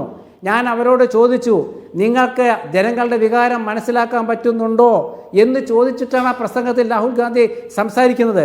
അപ്പോൾ അങ്ങനെയുള്ള ഒരു സംസാര വിഷയത്തെ ഇങ്ങനെ വക്രീകരിച്ചിട്ട് CPMന് എന്തെങ്കിലും നേട്ടം ഉണ്ടാക്കാൻ പറ്റുമോ എന്നെനിക്കറിയില്ല. ഇവിടെ സാധാരണ രീതിയിൽ നമ്മൾ പറഞ്ഞു വന്നത് എന്താണ്? RSSുമായി ബന്ധം, RSSൻ്റെ CPMന് RSSനോടുള്ള നിലപാട്, അതുപോലെ RSSന് CPMനുള്ള നിലപാട്. ഇപ്പോൾ ഇത് അവസാനത്തെ നിങ്ങൾ നോക്കൂ, തിരുവനന്തപുരത്തെ ഗവർണർ അതുപോലെ വൈസ് ചാൻസലർ സമരം. ആ സമരത്തിൽ എത്ര രൂക്ഷമായിട്ടാണ് SFI സമരം ചെയ്തത്? ചില കോൺഗ്രസ് ഒരു കോൺഗ്രസ് PJ കുര്യൻ പറഞ്ഞില്ലേ SFIയെ മാതൃകയാക്കണമെന്ന്? ആ സമരത്തിൻ്റെ ഗതി എന്താ ജിംസെ? ഏത് പ്രത്യയശാസ്ത്ര പ്രകാരമാണ് ആ സമരത്തിൽ നിന്നും SFI മാറി നിന്നത്? ഏത് പ്രത്യയശാസ്ത്രപരമായാണ് ആ സമരത്തെ സന്ധി ചെയ്യാനായിട്ട് CPM തയ്യാറായത്? അപ്പോൾ സമരം ചെയ്യുക, സന്ധി ചെയ്യുക, സന്ധി ചെയ്യണം സമരം ചെയ്താൽ ശരിയാ, പക്ഷേ അനാവശ്യ സമരം നടത്തിയിട്ട് സന്ധി ചെയ്യാൻ പാടില്ല. അവിടെയാണ് രാഹുൽ ഗാന്ധിയുടെ പ്രസംഗത്തിൻ്റെ കാതൽ നമ്മൾ മനസ്സിലാക്കേണ്ടത്. ഇവിടെ ഇന്ത്യ മുന്നണി സഖ്യം എന്ന് പറയുന്ന ദേശീയ അടിസ്ഥാനത്തിൽ കോൺഗ്രസിൻ്റെ മുഖ്യ ആശയപരമായ ശത്രു BJP ആണ്. RSS സംഘപരിവാർ സിദ്ധാന്തങ്ങൾക്കെതിരാണ്. ഗാന്ധിയൻ തത്വചിന്തകളിൽ, ഗാന്ധിയൻ തോട്ട്സ്, അതിൽ നിന്നുകൊണ്ടാണ് കോൺഗ്രസ് പ്രവർത്തിക്കുന്നത്. പക്ഷേ ഒരു തൊഴിലാളി വർഗ സർക്കാരല്ല കേരളം ഭരിക്കുന്നത്, ഒരു മുന്നണി സർക്കാരാണെന്ന് പറഞ്ഞ CPMൻ്റെ സെക്രട്ടറിയാണ് നമ്മുടെ നാട്ടിലുള്ളത്. മുന്നണി സർക്കാർ എന്ന് പറയുമ്പോൾ എന്താണ്? ഇവിടെ എല്ലാവരും ലിജുവൊക്കെ എത്രയോ വട്ടം പ്രസംഗിച്ചിട്ടുള്ളതാണ്. ആ മുന്നണി സർക്കാരിലല്ലേ കർണാടകത്തിലെ BJP ബന്ധമുള്ളൊരു രാഷ്ട്രീയ കക്ഷിയെ നിങ്ങൾ ഘടകകക്ഷിയാക്കിയിരിക്കുന്നതെന്ന് ചോദിച്ചില്ലേ? ഇവർക്ക് ഉത്തരവുണ്ടോ? അപ്പം പ്രത്യയശാസ്ത്രമില്ല CPMന്. ആ പ്രത്യയശാസ്ത്രപരമായി രാഹുൽ ഗാന്ധി പറഞ്ഞത് മനുഷ്യത്വത്തെ അടിസ്ഥാനപ്പെടുത്തിയുള്ളതാണ്, മനുഷ്യവികാരത്തെ അടിസ്ഥാനപ്പെടുത്തിയാണ്. അത് സമകാലിക വർത്തമാനകാലത്തെ കേരളത്തിലെ സംഭവങ്ങൾ കണ്ടുകൊണ്ടാണ്. അത് കേരളത്തിലെ ആത്മഹത്യകൾ, വയനാട് നിലമ്പൂരിലെ ആ കുട്ടി ഷോക്കേറ്റ് മരിച്ചത്, കൊല്ലത്ത് ഷോക്കേറ്റ് മരിച്ചത്, അതുപോലെ കണ്ണൂരിൽ ഒരു സമരകാലത്തെ 4-5 ദിവസം മുമ്പ് ഒരാഴ്ച മുമ്പുള്ള ഒരു സമരകാലത്തെ പാചക തൊഴിലാളികൾ കുട്ടികളുടെ വിശപ്പ് മാറ്റാൻ കഞ്ഞിക്ക് തയ്യാറാക്കി വെച്ചിരുന്ന അരി തട്ടിയിട്ടത്, ഇതൊക്കെയാണ് മനുഷ്യത്വരഹിതമായ പ്രസ്താവന. അങ്ങനെയൊക്കെ സമരം ചെയ്യുന്നവർ, തലക്കടിച്ച് സമരം ചെയ്യുന്നവർ, അത് രക്ഷാപ്രവർത്തനമാണെന്ന് വാദിക്കുന്ന മുഖ്യമന്ത്രിയുടെ പാർട്ടി എന്ത് പ്രത്യയശാസ്ത്രമാണ്? അതാ പറഞ്ഞ മനുഷ്യത്വം വേണം, മനുഷ്യരാകൂ, മനുഷ്യനാകണം എന്ന് പാടിയാ പോരാ ശ്രീ മുസ്തഫ, മനുഷ്യനാകണമെന്നാണ് രാഹുൽ ഗാന്ധി പറഞ്ഞത്. ആ പ്രസംഗത്തിന്റെ കാതൽ അതാണ്. അത് വക്രീകരിച്ച് വഷളാക്കരുതെന്നുള്ള അഭിപ്രായം മാത്രമേ എനിക്കുള്ളൂ. പിന്നെ ഇവിടെ മുസ്തഫ പറഞ്ഞല്ലോ ഒരുപാട് വിഷയങ്ങൾ, അതായത് രാഹുൽ ഗാന്ധിയുടെ പ്രസംഗം മുഴുവനായി കേൾക്കുമ്പോൾ നമുക്ക് മനസ്സിലാവുന്ന ഒരു കാര്യം, നിങ്ങൾ പറയുന്ന പ്രത്യയശാസ്ത്രമല്ല, അത് ജനങ്ങളെ നിങ്ങൾ എങ്ങനെ മനസ്സിലാക്കുന്നു എന്നുള്ളതാണ് പ്രധാനം. ഉദാഹരണത്തിന് കമ്പാഷൻ, എമ്പതി, മോറൽ പൊളിറ്റിക്സ്, ഇതൊക്കെ ഒരുതരം ഗാന്ധിയൻ തോട്ടാണ്. അതൊന്നും ഭൗതികമായി ചിന്തിക്കുന്ന കമ്മ്യൂണിസ്റ്റുകൾക്കോ മാർക്സിസ്റ്റുകൾക്കോ അത്തരം കാര്യങ്ങൾ അവരുടെ വിഷയങ്ങളേ അല്ല. അതെല്ലാം ഭൗതിക യാഥാർത്ഥ്യങ്ങളായിട്ടാണ് അവർ കാണുന്നത്. അപ്പോൾ ഇത് തീർച്ചയായിട്ടും രാഹുൽ ഗാന്ധി പറയുന്ന അദ്ദേഹത്തിൻ്റെ സ്റ്റാൻഡ് പോയിന്റിൽ നിന്നിട്ട് ഇങ്ങനെയല്ല പ്രശ്നങ്ങളെ വിലയിരുത്തേണ്ടത്. ഇപ്പോൾ കേരളത്തിൻ്റെ തന്നെ സാഹചര്യം എടുത്താൽ വയനാട് പുനരധിവാസം മുതൽ ആശാസമരം മുതൽ അങ്ങനെയുള്ള നിരവധി പ്രശ്നങ്ങൾ, CPMനെതിരെ ഉന്നയിക്കപ്പെടുന്ന ഹിംസാത്മകമായ നടപടികൾ മുതൽ എല്ലാത്തിലും രാഹുൽ ഗാന്ധിക്ക് ആ വ്യൂ പോയിന്റിൽ നിന്ന് പറയാം, അത് വിമർശിക്കാം, അതിൽ അസഹിഷ്ണുതപ്പെടണം. അജിംസ് അതിനൊരു വേറെ തരം ക്ലാരിറ്റി കൊണ്ടുവരുന്നുണ്ട്. ആ നിലയിൽ അത് വളരെ പ്രസക്തമാണ്. കാര്യം അനുകമ്പ, സഹിഷ്ണുത തുടങ്ങിയ രാഷ്ട്രീയത്തിൻ്റെ അടിസ്ഥാനത്തിലാണ് നമ്മൾ രാഷ്ട്രീയം പ്രവർത്തിക്കേണ്ടത് എന്നുള്ളതൊക്കെ കേരളത്തിലാർക്ക് പ്രത്യേകിച്ച് മനസ്സിലാവും. കാര്യം എന്താണ്, നമ്മളെ സംബന്ധിച്ചിടത്തോളം ശ്രീനാരായണ ഗുരുവിൻ്റെ പാരമ്പര്യം മുതൽ തന്നെ അനുകമ്പയുടെ രാഷ്ട്രീയം കേരളത്തിൽ വളരെ പ്രസക്തമാവും. നമ്മുടെ അടിവേരുള്ള രാഷ്ട്രീയമാണ്. അത് നമ്മുടെ സമീപകാലത്ത് ഗവൺമെൻറ്റിൽ അനുകമ്പ, ഇപ്പോൾ ആശാവർക്കർ സമരമാണ്, അനുകമ്പയുടെ തരിമ്പൂല്ല എന്നുള്ള യാഥാർത്ഥ്യം നമുക്ക് എല്ലാവർക്കും അറിയാം. അതൊരു വിമർശനമായിട്ട് ആണെങ്കിൽ വിമർശനം നിലയ്ക്കാൻ നമ്മൾ കാണാൻ സാധിക്കും. പക്ഷേ അതൊക്കെ ആ നിലയിലാണോ രാഹുൽ ഗാന്ധി ഉന്നയിച്ചതോ വികാരം എന്നൊക്കെ രീതിയിൽ വളരെ ലളിതമായിട്ടാണോ പറഞ്ഞിരിക്കുകയല്ലോ. പക്ഷേ വളരെ സ്പെസിഫിക് ആയിട്ട് ഉന്നയിച്ചിരിക്കുന്നു. പക്ഷേ CPM ഉയർത്തുന്ന ചുവന്ന കാർഡ് ശ്രദ്ധിക്കണം. ആ ചുവന്ന കാർഡ് എന്ന് പറഞ്ഞാൽ കേരളത്തിലെ ലിജുവിനാണെങ്കിലും ശ്രീകുമാർ സാറിനാണെങ്കിലും മറ്റ് കോൺഗ്രസ് നേതാക്കൾക്ക് ആർക്കാണെങ്കിലും CPM വിമർശിക്കാം. രാഹുൽ ഗാന്ധി വിമർശിക്കാൻ പാടില്ല എന്ന് പറഞ്ഞ കാര്യം രാഹുൽ ഗാന്ധി ദേശീയ നേതാവാണ് എന്ന് വെച്ചാൽ CPM പറയുന്ന മുതൽ ഇനി MAB കേരളത്തിൽ വന്നാൽ കോൺഗ്രസിനെ കുറിച്ചും പ്രതിപക്ഷത്തെക്കുറിച്ചും അക്ഷരം മിണ്ടില്ല. അപ്പോൾ അങ്ങനെ ഒരു ചുവന്ന കാർഡ് വെക്കാം. പക്ഷേ MABക്കൂടെ എന്ത് വേണമെങ്കിൽ സംസാരിക്കാം. രാഹുൽ ഗാന്ധി പറയാൻ പാടില്ല. അപ്പോൾ ദേശീയ നേതാക്കൾക്ക് ഒരു സ്റ്റേച്ചർ ഉണ്ടെന്നും അവർ സംസ്ഥാന രാഷ്ട്രീയത്തെ പറയാൻ പാടുള്ള ഒരു പ്രത്യേക രാഷ്ട്രീയമാണ് CPM. അതാണ് അതിൻ്റെ കാതലായി പറയാൻ ശ്രമിക്കുന്ന കാര്യം. രാഹുൽ ഗാന്ധി പറയാം, രാഹുൽ ഗാന്ധി ഒരു വിമർശനം മുന്നിലുണ്ട്. പക്ഷേ ഇവിടെ പ്രധാനമായിട്ട് MAB തുടർന്ന് വിമർശിക്കും. കാര്യം കേരളത്തിലെ MABക്ക് വിമർശിക്കാൻ സ്പേസ് ഉള്ളൂ. കാര്യം വേറെ പോയിട്ട് പ്രതിപക്ഷം എതിർക്കാനാണ്. കേരളത്തിലാണ് CPM ഒരു എന്താ പറയുക, പിന്നെ ബംഗാൾ ഇപ്പം എന്തൊക്കെ വരുന്നുണ്ടെങ്കിൽ കൂടി കേരളമാണ് ബേസിക്കായി എന്ന് അവർക്ക് പറയാൻ പറ്റുന്ന സ്ഥലം. സ്വാഭാവികമായിട്ട് ആ വിമർശനം MAB തുടരും ചെയ്യും. പ്രധാനപ്പെട്ട കാര്യം രാഹുൽ ഗാന്ധിയുടെ വിമർശനം കേരളത്തിൽ ഒരു ചലനം ഉണ്ടാക്കുന്ന വിമർശനം. അപ്പോൾ CPM കുറിച്ച് ആശങ്കയുണ്ട്. വരാൻ പോകുന്ന തെരഞ്ഞെടുപ്പൊക്കെ രാഹുൽ ഗാന്ധിയും പ്രിയങ്കാന്തിൻ്റെ തെരഞ്ഞെടുപ്പ് പ്രചരണം കേരളത്തെ സംബന്ധിച്ചിടത്തോളം പ്രധാനപ്പെട്ട രാഷ്ട്രീയമാണ്. കാര്യം കേരളത്തിലെ കോൺഗ്രസ് നേതാക്കളെക്കാൾ കൂടുതൽ വലിയ സ്വാധീനം കേരളത്തിലുണ്ട്. അതിനോടൊപ്പം ചോദിക്കേണ്ട ഒരു കാര്യം, ഇന്നലെ എനിക്ക് തോന്നുന്ന ഒരു കാര്യം, രാഹുൽ ഗാന്ധിയുടെ പ്രസംഗം വലിയൊരു ചർച്ച ചെയ്യേണ്ട കാര്യം MABയുടെ മറുപടിയൊക്കെയാണ് ഒരു ചർച്ച ചെയ്തിട്ടുള്ളത്. ഞാനിന്ന് മാതൃഭൂമി പത്രത്തിൽ വേറൊരു വാർത്തയോട് കണ്ടു. ഈ അനുസ്മരണ സമ്മേളനം, ഉമ്മൻചാണ്ടി അനുസ്മരണ സമ്മേളനം AK പറഞ്ഞൊരു കാര്യം കൂട്ടിയിരുന്നു. അമിതമായ ആത്മവിശ്വാസം കോൺഗ്രസ്സിന് വേണ്ട. കാര്യം ഭരണവിരുദ്ധ തരംഗത്തിൻ്റെ പുറത്ത് നിലമ്പൂരിന് ശേഷം ഇങ്ങനെ പറന്നുയർന്നു വരാമെന്ന് തെറ്റിദ്ധാരണയ്ക്ക് നിൽക്കണ്ട എന്ന് AK സൂചിപ്പിച്ചതിന് മാതൃഭൂമി റിപ്പോർട്ട് കണ്ടു. അതിൻ്റെ ആ വിശദാംശങ്ങൾ അന്വേഷിക്കേണ്ട രാഹുൽ AK പറയുന്നുണ്ട്. അത്തരം തെറ്റിദ്ധാരണ കോൺഗ്രസ് ഉണ്ട്. കേരള സംബന്ധിച്ചിടത്തോളം ഈ വൈരുദ്ധ്യം പ്രസക്തമാണ്. കേരളത്തിൻ്റെ രാഷ്ട്രീയം BJPയോടുള്ള ഇവരുടെ വൈരുദ്ധ്യം, കോൺഗ്രസും CPMുമായുള്ള വൈരുദ്ധ്യം കേരളത്തിലെ രാഷ്ട്രീയത്തിൽ വളരെ പ്രസക്തം. BJP തടഞ്ഞു നിർക്കപ്പെടുന്ന പോലും ഈ വൈരുദ്ധ്യത്തിലാണ്. കാര്യം ഇവർ ചോദിച്ചാൽ BJPക്ക് സ്പേസ് വരികയാണ്. അപ്പോൾ ഈ വൈരുദ്ധ്യം വളരെ പ്രസക്തമായിരുന്നു, നിലനിൽക്കുന്ന വേണം. കേരള രാഷ്ട്രീയത്തിൽ വളരെ പ്രധാനപ്പെട്ടാണ്. പക്ഷേ ഇന്നലെ നമ്മൾ ചർച്ച ചെയ്യേണ്ട ഈ കാര്യം കൂടി ചർച്ച ചെയ്യേണ്ട കാര്യം AK വിമർശനം ഉന്നയിച്ചിട്ടുണ്ട്. അത് വളരെ പ്രസക്തമാണ്. കോൺഗ്രസ്സുകാർക്ക് ഒരു ആത്മബോധം ഉണ്ടാവേണ്ട ഒരു ഘട്ടത്തിലാണ് AK പോലെ പ്രധാനപ്പെട്ട കേരളത്തിൻ്റെ രാഷ്ട്രീയ രാഹുൽ ഗാന്ധിയേക്കാൾ ക്ലോസ് ആയിട്ട് കേരള രാഷ്ട്രീയം അറിയുന്ന ഒരാൾ ഈ പ്രശ്നം ഉന്നയിക്കുന്ന ആത്മവിശ്വാസം അധികം വേണ്ട. അതിനോട് എന്താണ് കോൺഗ്രസ് പ്രതികരണം ഇതുവരെ കണ്ടില്ല. കാര്യം ആത്മവിശ്വാസം വേണ്ട പറയുന്ന കാര്യം ഇവർ വിചാരിച്ചിട്ട് ഇപ്പോൾ അങ്ങോട്ട് കയറി വരാൻ പറ്റുന്ന രീതിയിലാണ് കേരള രാഷ്ട്രീയം സജ്ജമായി നിൽക്കുന്ന കാര്യം.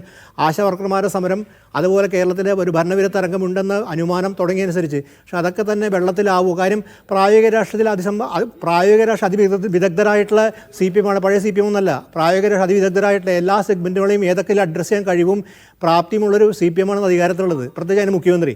അപ്പോൾ അങ്ങനെ ഒരു സ്ഥലത്ത് എങ്ങനെയാണ് തിരിച്ചു വരാൻ പറ്റുക എന്നുള്ള കാര്യത്തെക്കുറിച്ചുള്ള ആലോചനയായിരിക്കും അവർക്ക് കൂടുതൽ പ്രശ്നം. VP മുസ്തഫ എന്തോ പറയാൻ ശ്രമിച്ചു, നമുക്ക് സമയം തീരാറായി. VP മുസ്തഫ. അല്ല, ഇത്രയേ ഉള്ളൂ ജിംസേ. കോൺഗ്രസും CPMും തമ്മിൽ പരസ്പരം വിമർശിക്കും. ആ വിയോജിപ്പുകളുണ്ട്. കാരണം രണ്ട് പാർട്ടികളുടെയും വർഗ സ്വഭാവം തന്നെ വ്യത്യസ്തമാണ്. അത് നിൽക്കും.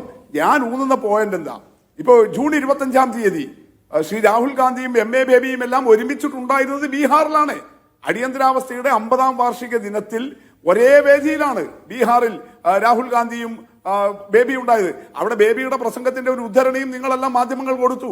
എനിക്ക് നന്നായിട്ട് ഹിന്ദി പറയാൻ അറിയില്ല, ശ്രീ രാഹുൽ ഗാന്ധി അത് പറയും എന്ന്. അങ്ങനെ അവര് തോളിൽ കൈയിട്ട് നിൽക്കുന്ന പടം ഉൾപ്പെടെ മലയാള മാധ്യമങ്ങൾ ഉൾപ്പെടെ വന്നതാണല്ലോ. അപ്പൊ അതുകൊണ്ട് വിയോജിപ്പുകൾ 100,000 ഉണ്ട്. പക്ഷെ ഇന്നത്തെ ഇന്ത്യൻ സാഹചര്യത്തിൽ ഈ നവഫാഷിസ്റ്റ് ഭരണത്തെ എതിർക്കാൻ ഇന്ത്യയുടെ അടിസ്ഥാന സ്വഭാവങ്ങൾ ഇല്ലാതാക്കി മതരാഷ്ട്രമാക്കി മാറ്റി തീർക്കാൻ ശ്രമിക്കുന്നതിനെതിരെ യോജിപ്പിന്റെ ഒരു തലം അവിടെയാണ് ഞങ്ങൾ ഊന്നുന്നത്. അവിടെ ഞങ്ങളെ വലിയ അക്രമവാസികളും വലിയ ഹിംസാവാദികളും ആക്കുമ്പോ ശ്രീകുമാർ മറന്നു പോകുന്നത്, നിങ്ങൾ ഗാന്ധിയൻ എമ്പതിയെ കുറിച്ച് പറയുന്നു, ഗാന്ധിയൻ മാനവികതയെ കുറിച്ച് പറയുന്നു. പക്ഷെ 1984 നവംബറിൽ ഡൽഹിയിൽ എങ്ങനെയാണ് സിഖ് വേട്ട നടന്നത്? ഏത് കോൺഗ്രസ്സുകാരായിരുന്നു നേതൃത്വം കൊടുത്തത്?